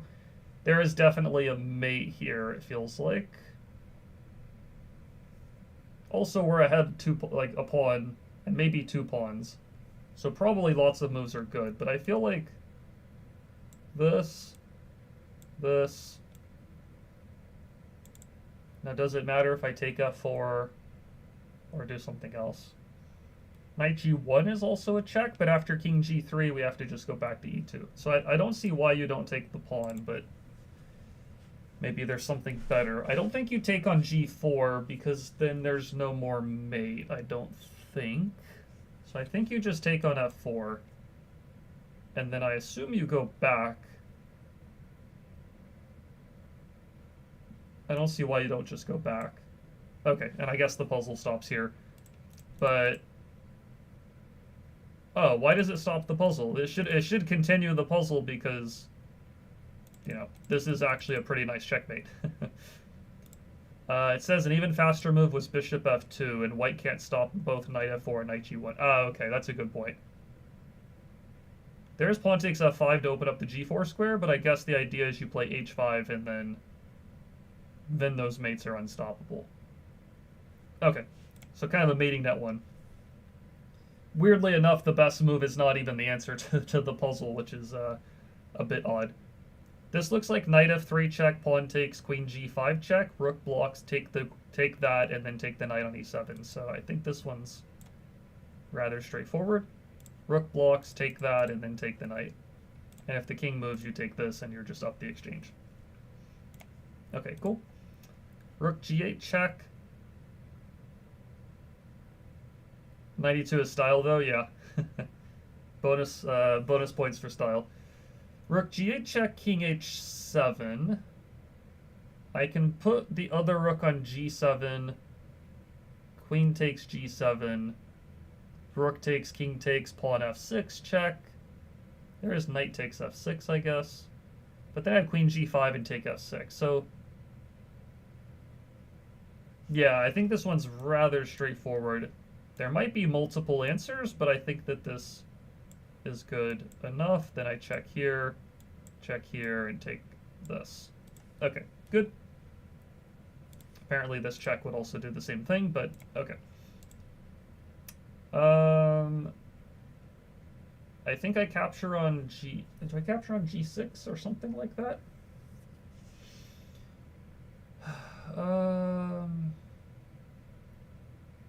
I don't have a check on the h1 square. But if the queen on e4 was gone, then I would have a check on the h1 square. So maybe it's queen c4. If they take the queen, rook h1 to h8 is mate. If they don't take the queen, then I can either take their queen or check on h4 or h1. So I think this is the way to go. And then we get the mate.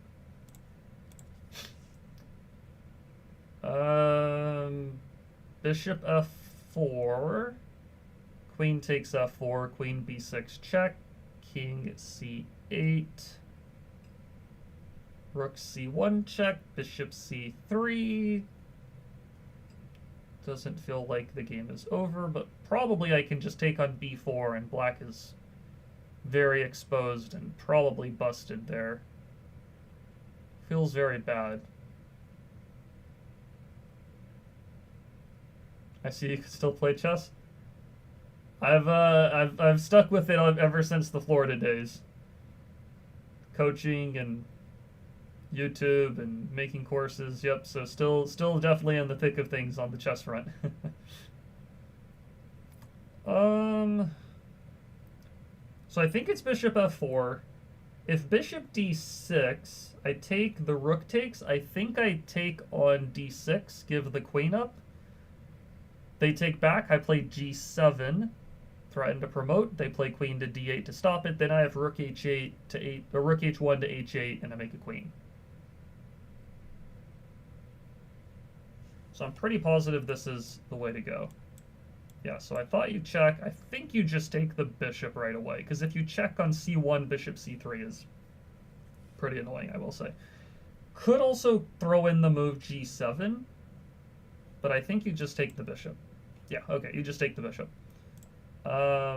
It doesn't really say alternative moves for black, but I think e5, you play bishop takes e5, bishop d6. Kind of curious if bishop d6, if you do the whole queen sacrifice. Just wanting to see if this works. Queen b5 check is a lot simpler, I will admit.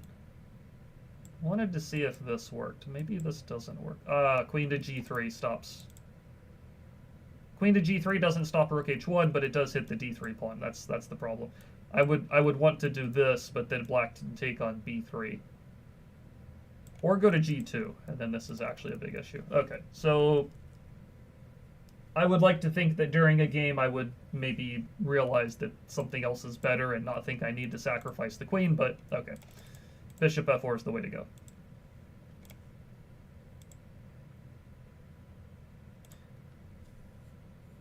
So what are you up to nowadays, Eric? You still play chess, or what are you kind of doing nowadays?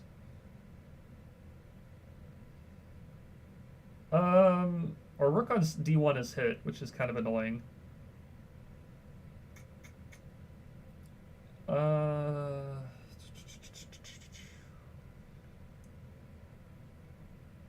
I can play knight takes g6, pawn takes queen takes, but after they take my rook with check, I take back. Queen f8 kind of defends everything, as far as I can tell.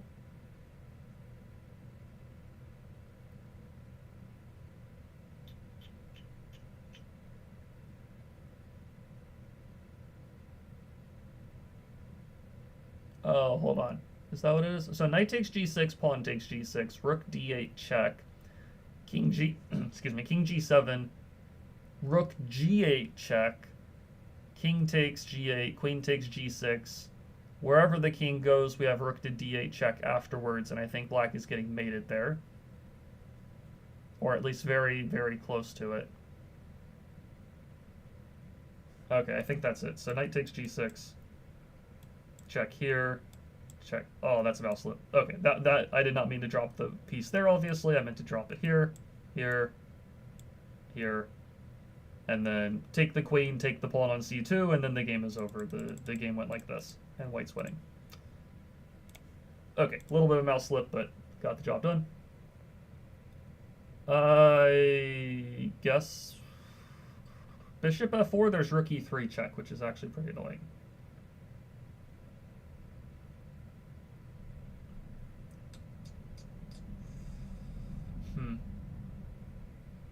But I mean, what else do you do? Rook f4? Maybe it's rook f4. Because rook f4, at least in that version of things, you keep the e3 square covered. So maybe it's rook f4. Which is a weird move, but we're threatening that queen takes f7. I think it's rook f4, yeah. Because if you block with the bishop, rook e3 check is a problem. So yeah, rook f4 is the better way to block the check. Wouldn't call it a tactic, but it does involve calculation. What do we do here?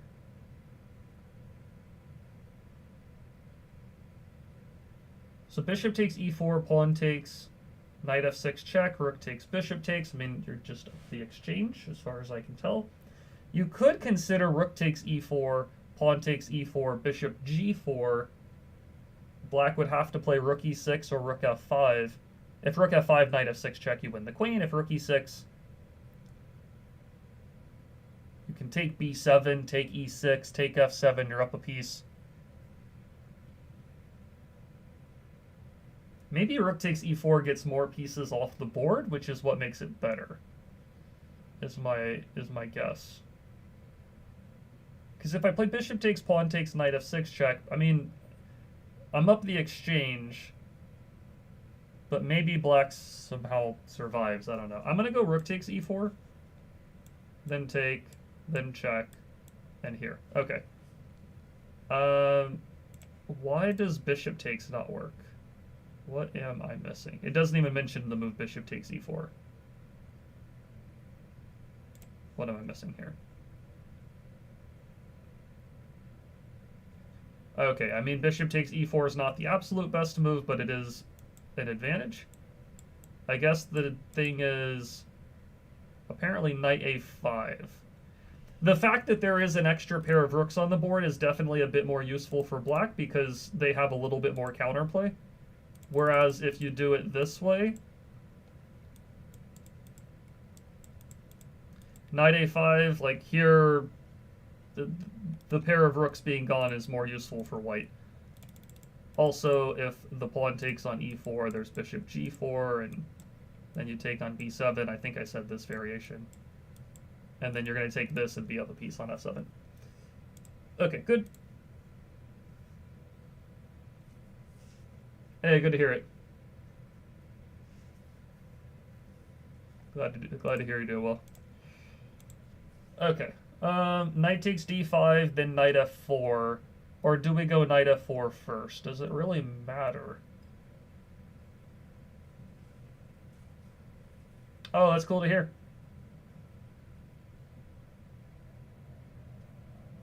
Might make a comeback. Very cool.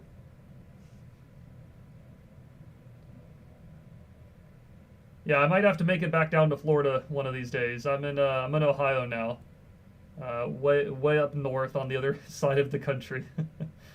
But I was saying to Ernesto, I might have to make it down there for like a Southern Open or something that that's, you know, wherever we used to play.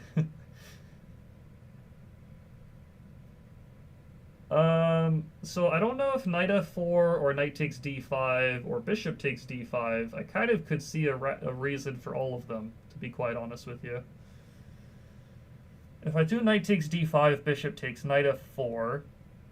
If they take on g2, I take on e6, they take on f1, I get the rook on f8, the bishop retreats. My knight is trapped, which is kind of unfortunate.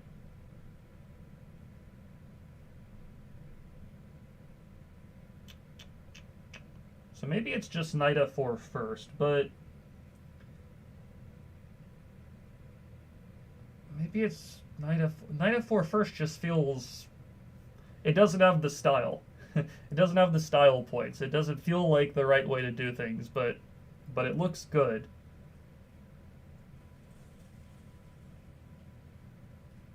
I feel like knight takes has got to be better, though, because you're setting up knight c7, you're taking on f6. If I go knight f4, queen d7, then I take, like, black plays bishop d8 or something lame. Maybe then knight c7 is actually still pretty good, but I think both of these work. I also could see bishop takes working as well in some ways, but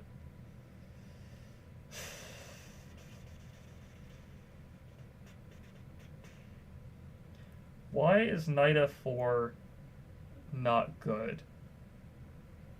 Yeah, knight d5 is the style move, exactly. Like that's the move that I want to go for, but I'm trying to figure out why knight f4 is not good. Like usually, you know, I should assume that there's only one answer, but this particular book tends to have positions with multiple good moves, which is not super helpful if I'm trying to work on calculation, but I'm going to go for the style move.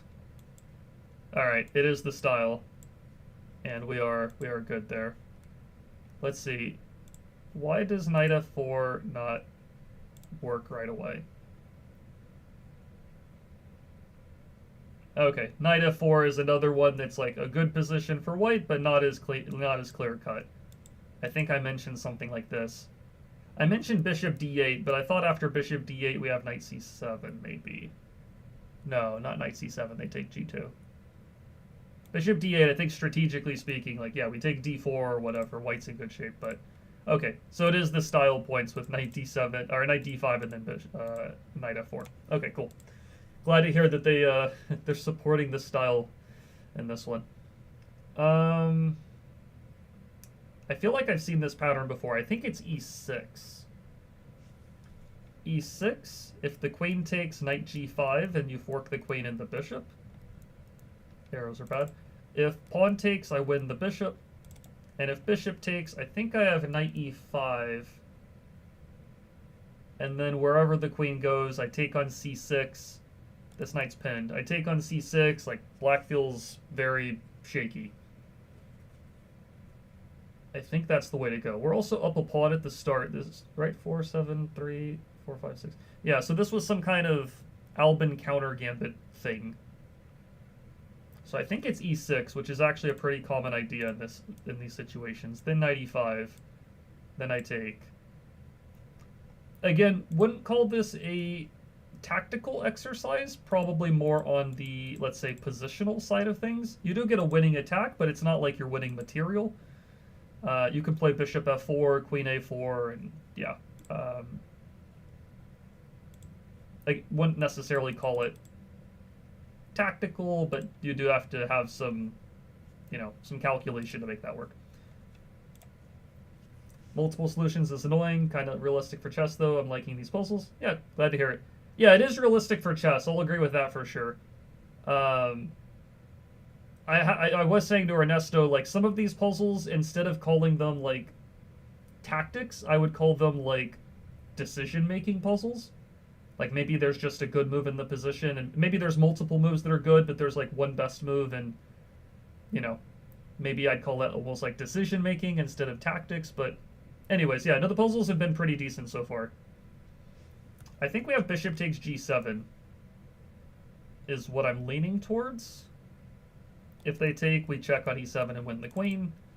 They can take on c4, which is a little bit annoying. But then maybe knight h6 check, king takes bishop, rook check. If they take queen h5 mate, king h8, rook g8 mate. I think that wins. So bishop takes here. Okay, to be quite honest, I did not look at queen takes d5. Let me look at this. Did not consider this one. If pawn takes, there's rook c1 check, so I can definitely understand the idea.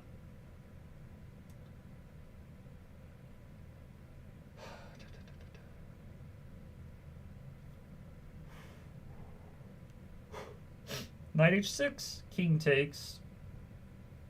Maybe it's the same idea, though. Knight h6, king takes, queen g4 check this time. If king takes h6, rook h3 will mate. King h8, queen g8's mate. King f6. King f6, knight to g8 checkmate. That's a cool checkmate. Okay, so I think it's this, and then knight into the g8 square is a cool checkmate from behind. All right, good to go.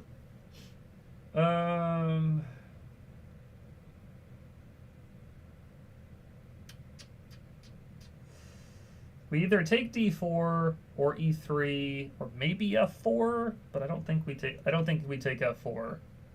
I don't feel like we have enough juice afterwards. So probably knight takes d4, pawn takes d4. Then the knight on f4 is protected, but we do have bishop takes d4. King moves f1, I guess. But then black feels okay there. Or, sorry, it feels like white's okay there. They have two pieces for the rook, which is not too bad. We do get two pawns for it. So I also think black is doing fine. But again, it feels like there's more of a knockout blow somehow. So maybe it's knight takes e3, bishop takes e3, then bishop takes d4, and then queen takes f4 and queen takes d4. That feels better. Yeah, okay. I think it's knight takes e3. Then you do it this way. Okay. It says alternative, so something else is available. Maybe rook takes e3? But I mean, bishop takes d4 just looks so clear-cut. Maybe rook takes e3. If rook takes back, we take f4, then d4, and we're winning material. If the king takes on e3, then bishop takes d4, king takes d4, queen f4, king d3, queen e4, king d2, queen d4 check, take the rook on g1, and that should be winning too. I think you can do it this way as well. And then this kind of skewer. No. Queen h2, king f1, bishop takes d4. Maybe that also works. See, another one where there's multiple answers, kind of just a bit annoying. I mean, bishop takes d4, you're up a couple pawns, and you're winning one of the rooks for sure. Queen h2 possibly also works, I guess. And then you take d4. Then there's rook to g2.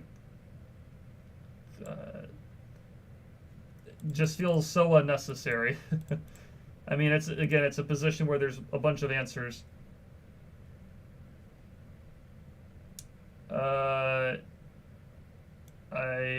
So knight takes e3, bishop takes. I mean, yeah, it says bishop takes d4 is just better than rook takes e3. So the answer they want in the book is rook takes e3, but bishop takes d4 is just better. So why would I ever have rook takes e3 as being the answer? I would never play rook takes e3 in a game.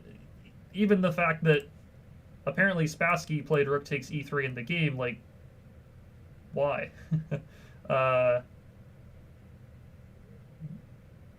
Why would you I don't know why you would play rook takes e3. You want to just take on d4. Yeah. So this like, the puzzles themselves are good for the purposes of practicing calculation, but these multiple answer situations are they're very annoying, especially if the better move is not even the right answer. Yeah, bishop d4 is also style. I mean, so that's a bit annoying for sure. You know, that's kind of the, yeah, thumbs down problem.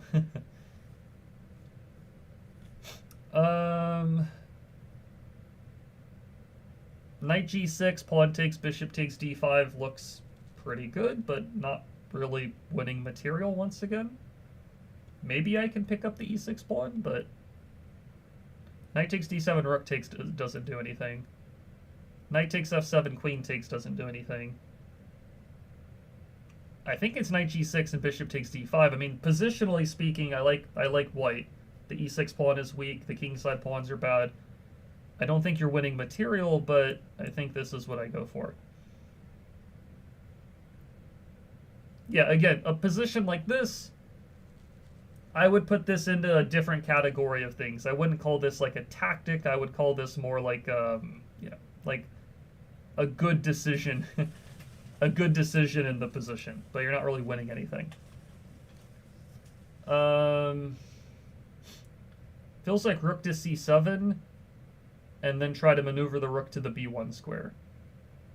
Like rook c7, rook a1, rook c2, and then rook b2 to b1.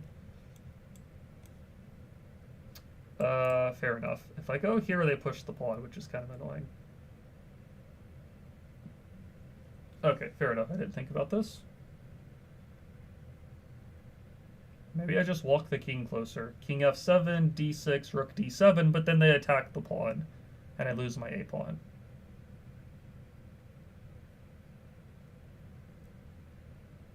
Oh, rook to c2, d6, I play rook to d2. I think that's the key. There we go. Okay. We started on 626, right? So I think we're about 60 puzzles in. I'm going to try to make it 100. I tend to try to do 100 a day, but we'll see. Do I like in-game studies? Yeah, I like in-game studies for sure. They're tough, but I like them.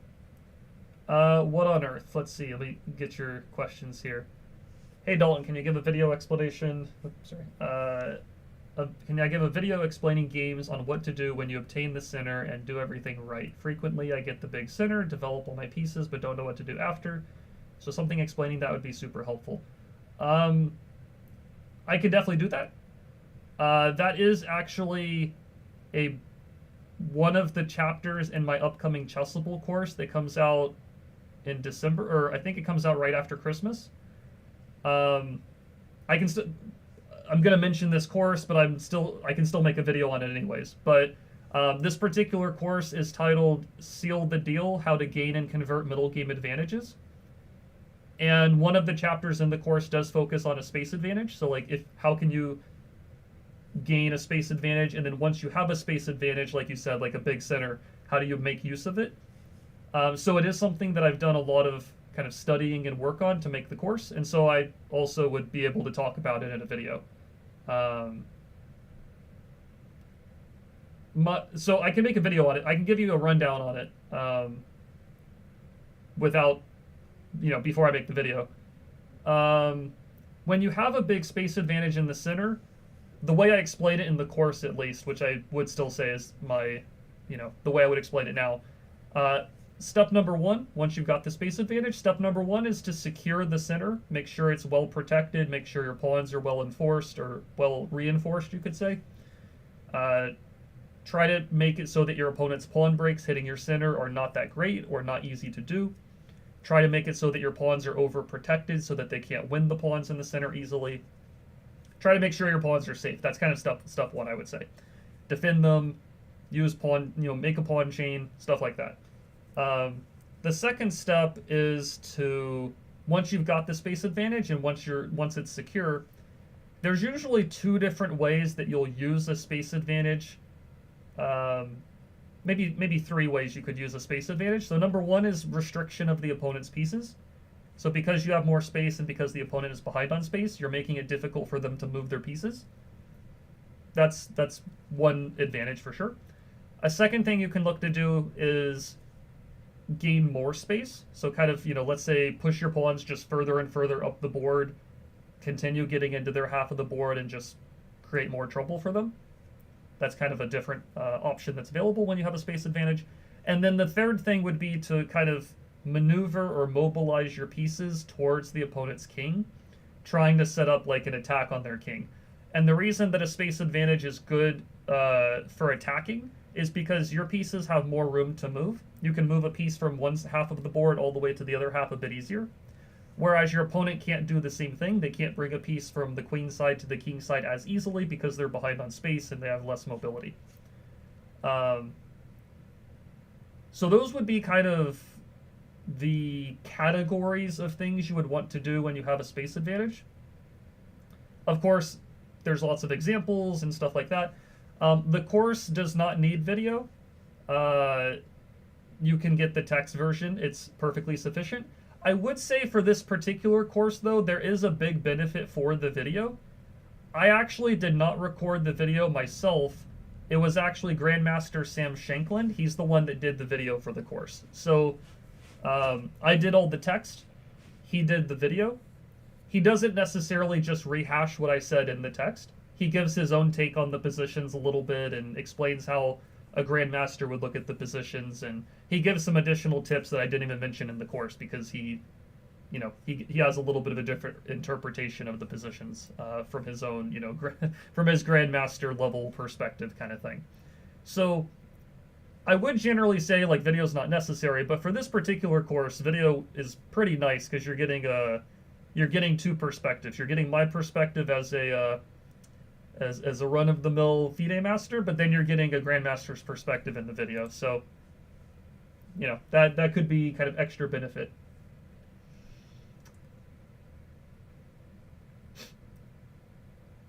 Yeah, we've done a fair amount of lessons over the years, for sure.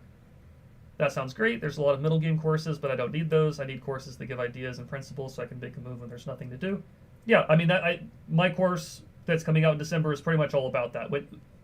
How to gain advantages, space advantage, bishop pair, weak pawns for the opponent, king safety issues for the opponent, and a material advantage. Those are kind of the five main ones I think I focus on, if I remember correctly. And then once, like, how to gain those advantages, and then how to win once you have one or more of those advantages. That's the whole entire focus of the course. Okay, let me see if I can solve this one real quick. Let's see. Rook takes d3. If pawn takes d3, queen to d5 or queen to c6, we win one of the rooks. If queen takes d3, I think I still go queen to c6, hit the rook, and then I push the c pawn. So I think it's rook takes d3. And then I don't know if it matters which square for the rook, honestly. I would go to d5 because it keeps f7 protected. Oh, okay. If I go to c6, he takes b2. That's the trick. So I think I go to d5. I think. And then I'd still take this, I assume. And then, yeah, even if the rook goes backwards, queen a2, rook b1 looks good for black. Like those answers, Eric? Yeah. I think I started working on that course back in... I pitched the idea to Sam back in March of last year, actually. So quite a long time ago, March of 2023. But I didn't really start working on that course until maybe a year later. I think I started working on it back in like February or March of this year, if I remember correctly. And everything's finished. It's pretty much good to release, but but Chasubble's doing their, their side of things. They have other courses in the pipeline, so they're going to release it on their schedule. But yeah, looking forward to it coming out.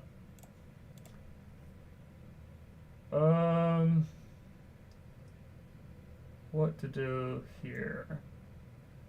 Bishop takes e6, king takes e6, queen b3 check, king d7, queen takes b7. That looks really, really bad for black, I would say. And if bishop takes d7, knight takes d7, queen to d7 is checkmate. We could take on f8 first, but I think after... I mean, taking on f8 also looks good, I will say. Is there a problem with taking on f8? I think after rook takes f8, queen d7, king g8, the king kind of escapes, is what it feels like. So I think we do this, and then check. And then, yeah, take b7, and, like, the attack is just too strong. Black is... All of black's pieces are on the wrong half of the board to keep the king safe. Yeah, no, Sam's a beast, no question. Super strong player.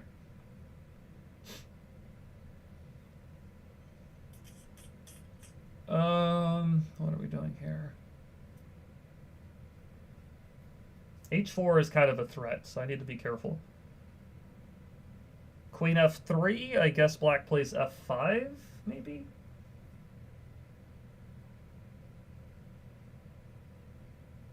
Knight takes d6, queen takes d6, and I don't have the f5 square for check.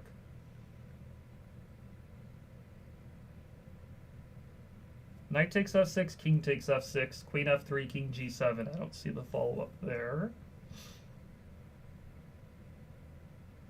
Maybe it's b4? b4, pawn takes b4, then queen to d4 looks pretty dangerous.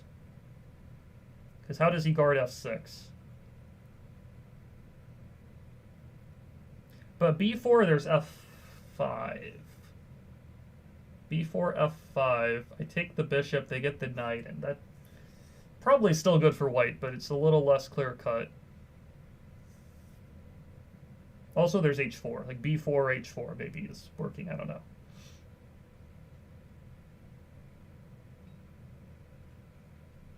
Yeah, good to see you, Eric. Yeah.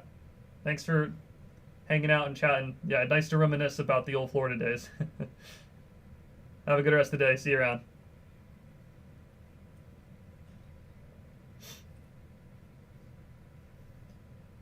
So b4, let's see, hope to catch some of these. Ernesto told me tactically he still had it.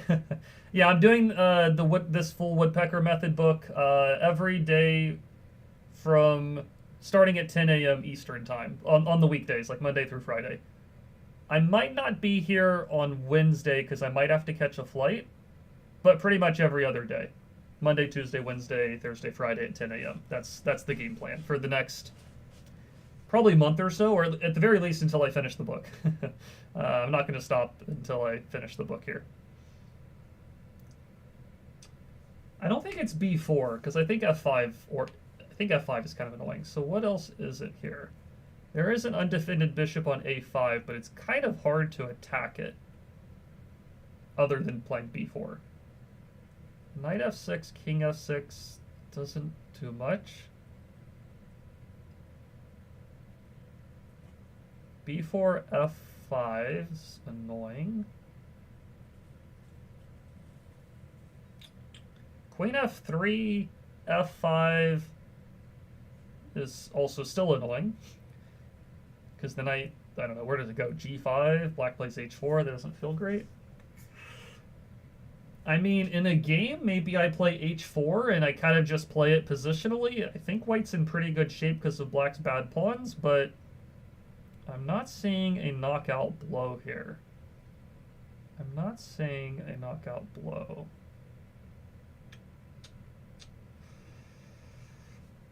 No good checks. None of the captures of the pawns really work as far as I can tell.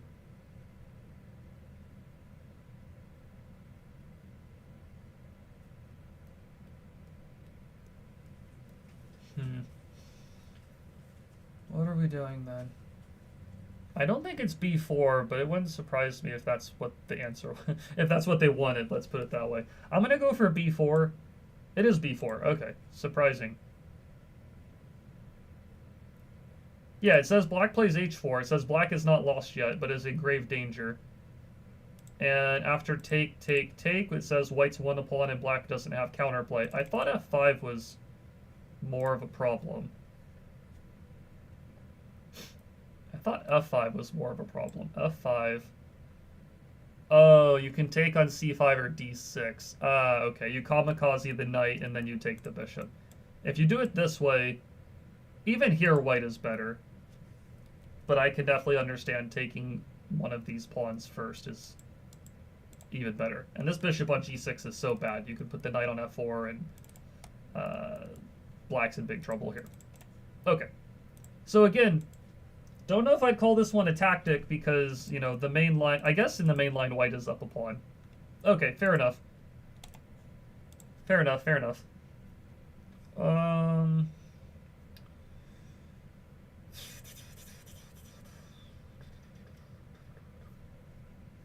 What are we doing here? I don't think it's rook takes g6, queen takes g6, because I just don't see a follow-up move after that. And also the knight is pinned and in a bit of trouble.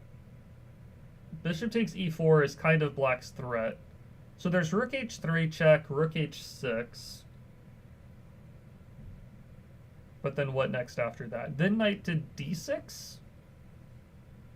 Or maybe knight to d6 right away, maybe?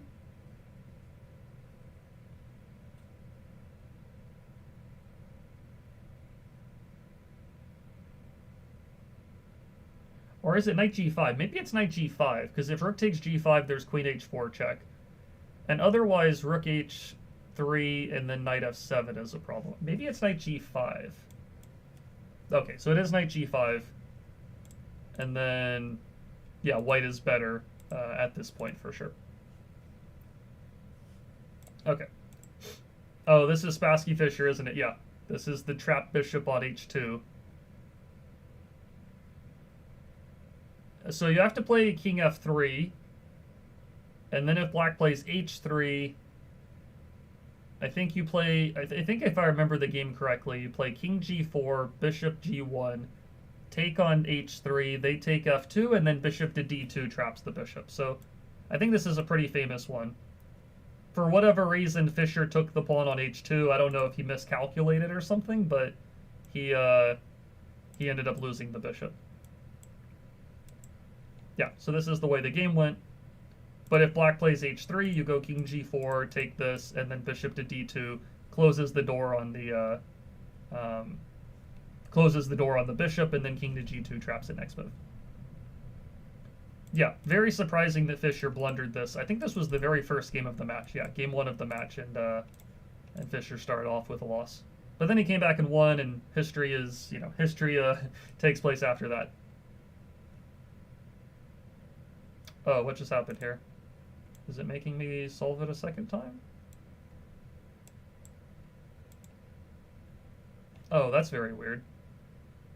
Oh, 690A. Interesting. Yeah, I would argue this is definitely the main variation of the tactic that you need to calculate for sure. 690A, though. I don't think I've seen a puzzle that had like a, a second version of it just yet. Okay, I think I've seen this one before as well. If we're hitting a bunch of Fischer ones, they're going to be relatively common. I think it's bishop a4, queen e4, and then both the pawn on g2 and the bishop are hit. Yeah. Take, take. I guess you can play king f2 to guard both, but then queen takes g2 is... Or even knight to d3 check. Yeah, knight to d3 is just game over. Okay, this is a Spassky one. I guess we're doing Spassky before Fischer, just by chronological order.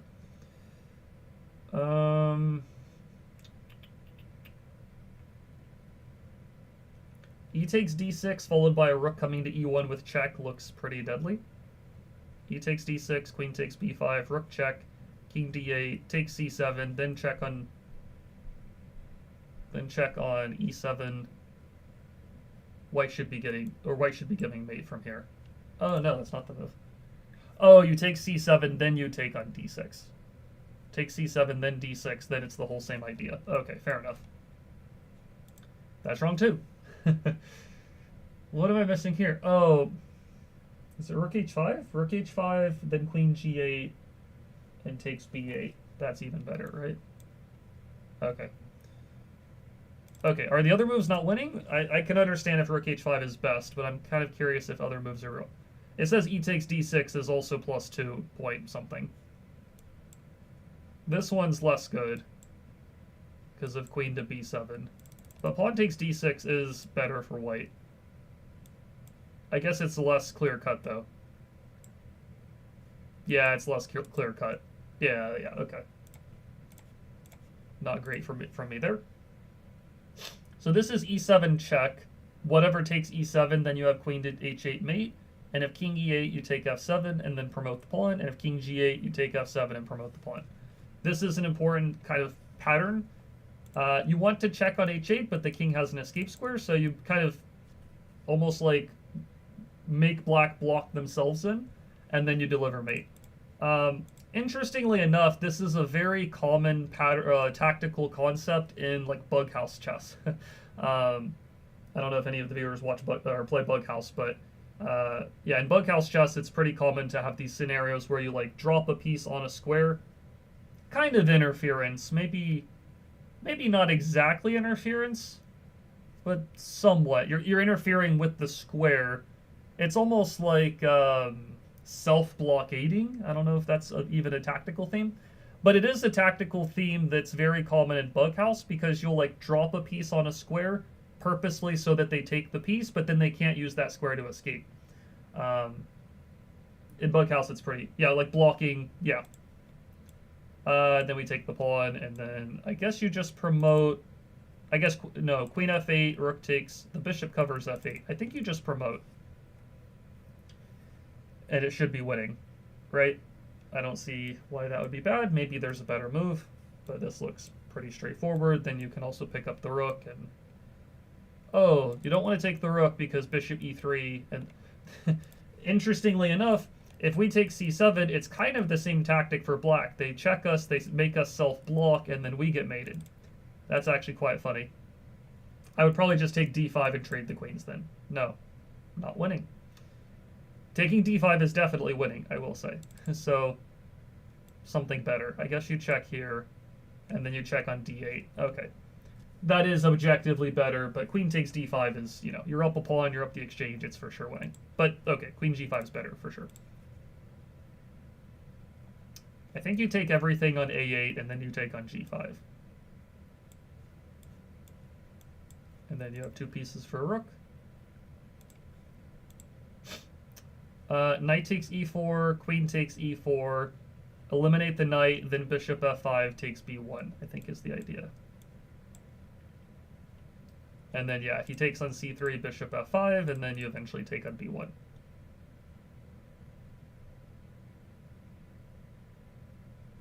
Okay.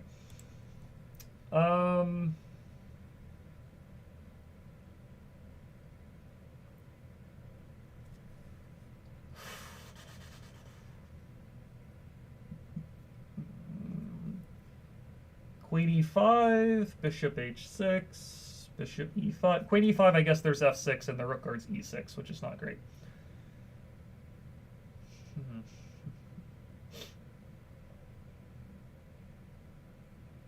Could also be rook takes g7 first. But I don't like that as much. Rook takes g7, king takes queen e5, f6. Not another great check as a follow-up there. And if queen g3, king f8, bishop h6, king e8, queen g8, king d7, rook d1, bishop d6, queen takes f7. Maybe that works. That might actually work. But the other problem is if rook takes g7, king takes g7, queen g3, there is also just king h8, I think. And then bishop e5 check, there's f6. I don't think that works. So what is the move here then? Knight to d5, he trades queens first, and then takes the knight on d5, I guess.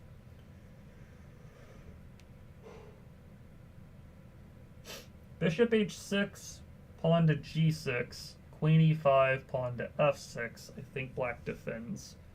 in that case.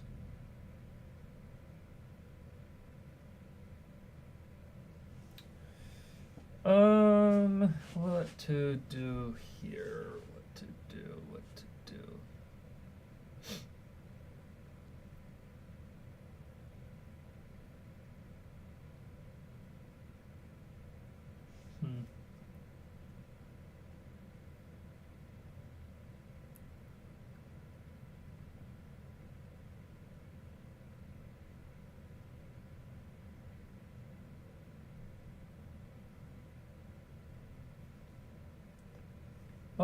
What are we doing here? What are we doing?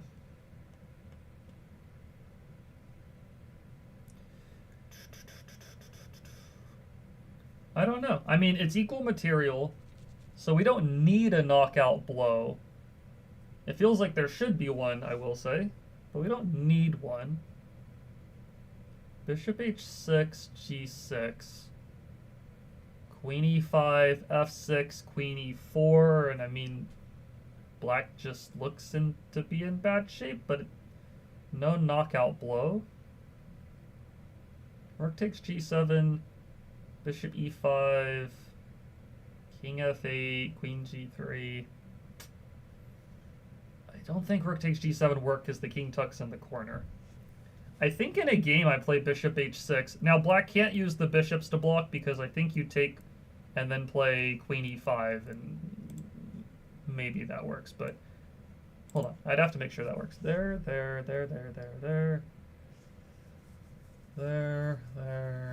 Maybe it doesn't work.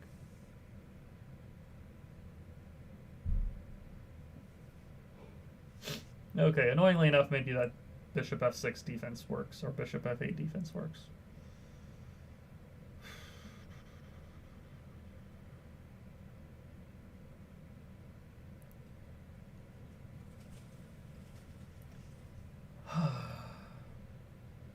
I'm really not so sure on this one, I will say.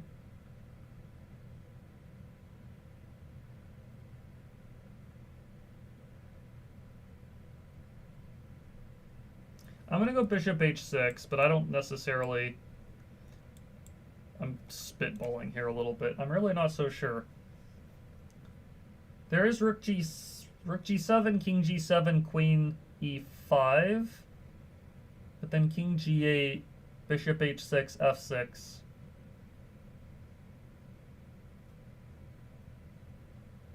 I don't think that works.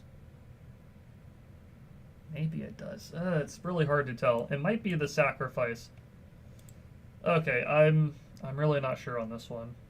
Queen e5, queen e5, f6, and then I wasn't sure what to do after that was the problem.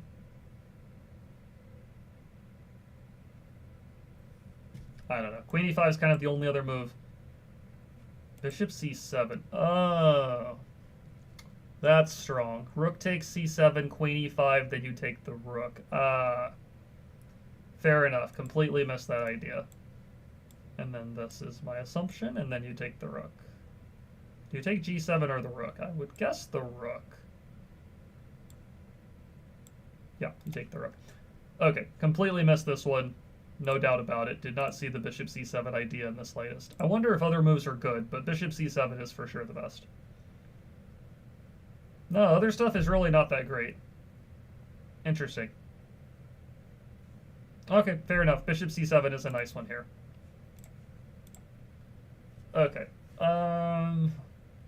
What to do here?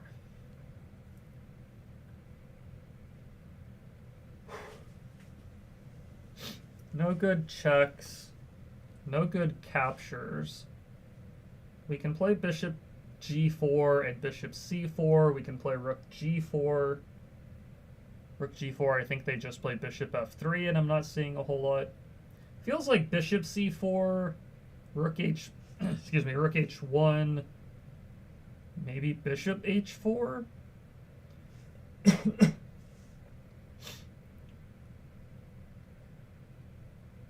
Nothing's jumping out at me on this one.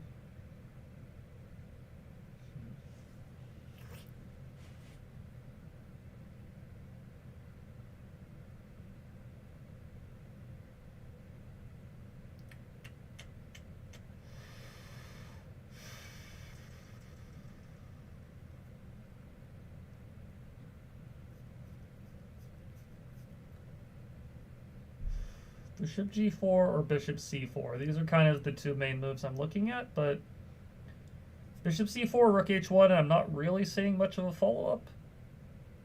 And bishop g4, f3, and again, I don't see much of a follow-up. Or even just rook takes d6 or something like that.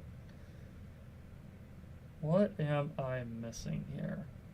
Is it some kind of f5?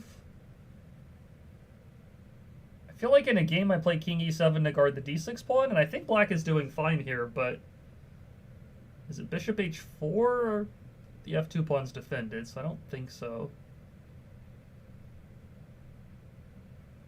I mean, the only thing I can really think of is maybe bishop c4, rook h1, bishop h4, and then try to get the f2 pawn. But after rook to d2, I'm not seeing any special follow-up, but yeah, I'm not really so sure on this one. Maybe it's bishop h4 first, and then bishop c4 next afterwards. Is it that? No, not that either. Oh. If I could play rook takes e4, it would be checkmate. So it's bishop h3. There we go. Bishop h3. Okay. That's a nice one. That's a removing the defender idea. Not only would we be taking a pawn afterwards, but taking the pawn would be checkmate because the king is trapped. Bishop h3. Okay. That's a good one to remember.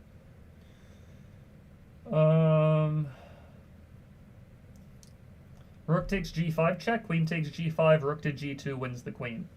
I think that's the way to go here. No. Knight takes d6 also looks pretty good. Why would rook takes g5 not work? That's very surprising. Knight takes d6, rook takes d6, I take the rook on a8. That also looks good, I will say. Okay. It says rook takes g5, and then rook to g2 is also a combination, but not as strong. Black has drawing chances after all of this. I guess so, but I wouldn't be unhappy in white shoes at the same time. That being said, knight takes d6, and queen, you know, this is better. I thought black would move the queen to e5 or f6, but then I guess you're going knight back to e4 or something like that. Okay. Rook takes g7, king takes g7, knight e4 check, king f7, knight e5 check. The pieces just flood into the king side. There's no way black survives that. I feel like this is just very, just intuitive. Yeah, black resigned as forks or discovered attacks are unavoidable. Okay, I think we'll do one more here just to round out at 700. We have done a little bit less today than the other days. I was trying to do 100 every day, but we've been going for about 2.5 hours, and I have some other things to take care of this afternoon, but I'll stop off after this 700th one, and we'll pick back up on 701 tomorrow is the plan. I think it's rook takes e7 and then d6. Take d6, and then you win a piece, as far as I can tell. Rook to d4 first, I think. If we take the rook, they take on d3, so we play this first. Oh. Something better is available.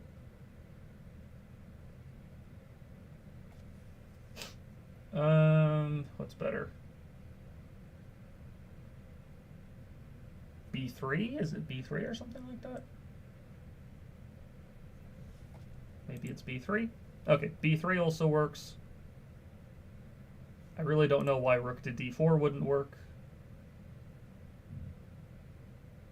Rook D4 looks like an extra piece for white once you take on E7, so what's wrong with rook D4? Okay, I can understand B3 being better. What's wrong with rook D4? Queen E2.